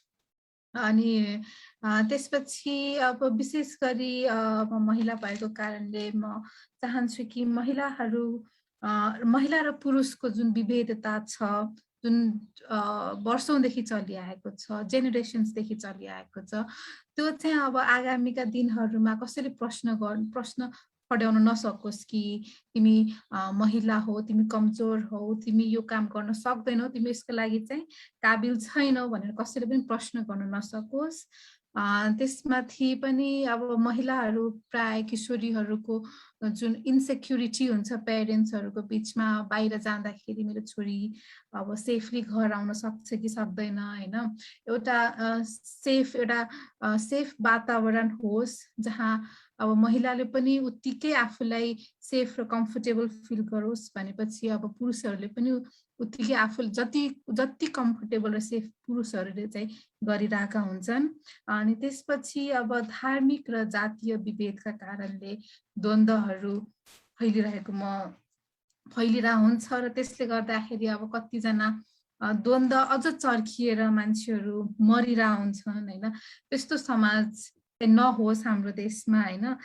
जात र धर्मको द्वन्द्वले गर्दाखेरि कसैले पनि आफ्नो ज्यान गुमाउनु नपरोस्। अनि त्यसपछि समाजमा भएका जुन धनी र गरिबको बीचको पनि जुन विभेदता हुन्छ त्यो पनि देख्नु नपरोस् हैन। त्यस्तै एउटा राम्रो समाजको कल्पना चाहिँ म गरिरहेको हुन्छु। हजुर धन्यवाद सहनाजी। मेरो यही प्रश्न चाहिँ अमितजीलाई। हेलो हजुर, यसमा चाहिँ यो 50-60 वर्षको दौरानमा चाहिँ होइन हाम्रोमा व्यापकै चेन्ज भएको छ होइन, त्यो कुरालाई हामीले स्वीकार्नुपर्छ। र पहिलाको जस्तो भनौँ 200-300 वर्षमा एकदम ढिलो तरिकाले परिवर्तन भइरहेको थियो भने अहिले 50-60 वर्षको दौरानमा चाहिँ धेरै नै व्यापक परिवर्तन भएको छ। र यो अझ यो 2 दशकमा चाहिँ नेपालमा होइन विश्वभरि नै यसरी परिवर्तन भइरहेछ। हामीले यस्तो संवाद गर्न सकिरहेका छौँ, त्यसलाई त्यो कुरालाई पनि आत्मसात गर्नुपर्छ। र अब आउने समाज हामीले कस्तो हुनुपर्छ भन्ने कुरा चाहिँ यसमा चाहिँ एउटा त्यो परिकल्पनै गर्नुपर्छ। जस्तो अब संविधानले पनि केही हदसम्म परिकल्पना गरेको छ र हामीले त्यस्तो योजनाहरू बनाउँदा पनि हामीले कस्तो खालको समाज बनाउन खोजेको त्यो एउटा परिकल्पना पनि योजनाहरू हुन्छ नि, त्यसले पनि त्यही अनुसारको गर्नुपर्छ। र त्यसको लागि चाहिँ मलाई के लाग्छ भने त्यो एउटा साथीको एउटा हामीले हाम्रो आफ्नो जुन मित्र हुन्छौँ, साथी हुन्छौँ, साथीसँग जस्तो खालको सहभागिता गर्छौँ जसरी हुन्छ त्यो चाहिँ जुनसुकै जस्तो अब राजनीतिक सेक्टर हो, आर्थिक सेक्टर हो, जुनसुकै सेक्टरमा पनि त्यही एउटा साथीको रूपमा जसरी हामी त्यो अनुसारको चाहिँ हाम्रो सम्बन्ध हुन सक्नुपर्छ। त्यसमा कुनै विविधता त हुन्छ, भोलि गएर श्रमको विविधता हुन्छ। सधैँ अब कोही मान्छे अब काम ड्राइभर हुन्छन्, कोही सफाई कर्मी हुन्छन्, कोही राजनीतिक हुन्छन्, कोही डक्टर हुन्छन्, कोही इन्जिनियर हुन्छन्, कोही वकिल हुन्छ। त्यो विविधता त श्रमको हदमा पनि हुन्छ, धर्मको हदमा पनि हुन्छ, भोलिको समाजमा पनि होइन। त्यही गरेर अब हामी कुन ठाउँ अनुसारको पनि विविधता हुन्छ, तर त्यो विविधतालाई चाहिँ हामीले एउटा एकदम त्यो हराइजन्टल रूपमा मात्रै लिनु पर्यो कि त्यसलाई आत्मसात गर्न सक्नुपर्छ। त्यो विविधतालाई लिएर गएर चाहिँ त्यसलाई समाजको रूपमा त्यसलाई कुनै स्तर उच्च निचो भनेर दिन सक्नु भएन। जस्तो मलाई मेरो बच्चाले भोलि एउटा कृषक बन्न चाहन्छ अथवा एउटा सफाई स्कुल टिचर बन्न चाहन्छ र सफाई कर्मी जेसुकै होस् त्यो बन्न चाहन्छ भने उसले त्यो निसङ्कोच रूपमा बन्न सक्नुपर्छ कि त्यस्तो कुनै सङ्कोचता हुनु भएन। त्यो पैसाको मामलामा पनि उसले एटलिस्ट जति बाँच्नलाई आवश्यक पर्छ त्यति बाँच्ने उसले त्यो एउटा सफाई कर्मी भएर पनि पाउनुपर्छ। र त्यही सम्मान उसले चाहे त्यो डक्टर होस् जस्तो सम्मान पाउँछ उसले त्यो सफाई कर्मी हुँदा पनि त्यस्तै सम्मान पाउनुपर्छ। र त्यो खालको एउटा हामीले एउटा त्यो मित्रताको भाव हुने खालको हुन्छ नि आफ्नो, किन विविधता त हुन्छ त्यो हामीले स्वीकार्नै पर्छ। त्यस्तो खालको समाज हामीले परिकल्पना गऱ्यौँ। एउटा समतामूलक समाज भन्नुको अर्थै नै त्यही हो जस्तो लाग्छ मलाई चाहिँ, जो जहाँ चाहिँ एउटा मित्रको रूपमा हामीले व्यवहार गर्न सक्यौँ। र त्यस्तो समाज परिकल्पना गर्नुपर्छ। र त्यसको लागि चाहिँ हामीले अब यो अहिलेको जुन हाम्रो जे जति परिवर्तन छ त्यसलाई आत्मसात गर्दै अब के गर्छ, किनभने हामीले अहिले यो संरचनागत रूपमा धेरै हामीले एउटा बनाइसक्यौँ खासमा होइन, कानुनी रूपमा धेरै विभिन्न संरचनाहरूदेखि लिएर हामीले अब यसलाई कसरी सफल कार्यान्वयन कसरी गर्ने भन्ने कुरा चाहिँ हामीले आफ्नो व्यवहारगत जुन परिवर्तन हुन्छ अब त्यो चरणमा हामी आइपुगेका छौँ, संस्कारगत परिवर्तनको चरणमा आइपुगेका छौँ। र अब त्यतातिर चाहिँ हाम्रो अलिकति अब गम्भीर छलफल चाहिँ हामीले आफ्नो व्यवहार र संस्कारलाई कसरी परिवर्तन गर्नु, कानुनले दिएको जुन औजार छ र संरचनाहरूमा चाहिँ त्यसको सही सहभागिता कसरी गर्न सकिन्छ त्यतातिर चाहिँ हाम्रो ध्यान भयो भने हामीले एउटा कलेक्टिभली परिकल्पना गरेको समाज हामी निर्माण गर्न सक्छौँ जस्तो लाग्छ। धन्यवाद।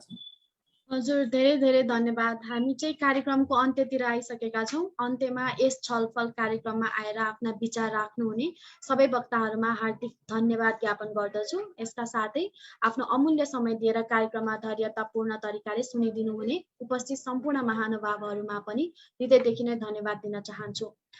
निष्कर्षमा भन्नुपर्दा हामी युवाहरू जुनै पनि वर्ग, वर्ण, जात, क्षेत्र, लिङ्ग आदिको भए तापनि प्रत्यक्ष र अप्रत्यक्ष रूपमा सामाजिक भेदभावबाट पिरोडिरहेका नै छौँ। त्यसैले सामाजिक मुद्दाहरूमा युवाको ध्यान जान सकेन भने हामीले कल्पना गरेको न्यायमुखी र समतामुखी समाजको निर्माण गर्न सक्दैनौँ। त्यसैले सामाजिक मुद्दालाई चासोको विषय बनाइराख्न र निरन्तर आवाज उठाउन हामी आफैबाट नै सुरु गर्नुपर्छ। साथै आजको यस कार्यक्रमलाई सफलतापूर्वक सम्पन्न गर्नको लागि सघाउनु हुने सुदेशना नेपाल, सोना खटिक, सुनिता परियार, रोशन कुमार परियार, सुदीक्षा परियार र लगायत सम्पूर्ण समता परिवारप्रति हार्दिक कृतज्ञ व्यक्त गर्न चाहन्छु।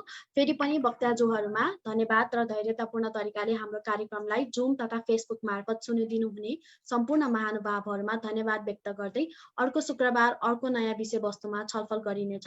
उक्त कार्यक्रममा पनि सहभागी हुनुहुनेछ भन्ने आशा राख्दै आजलाई बिदा लिन्छु। धन्यवाद, शुभ दिन।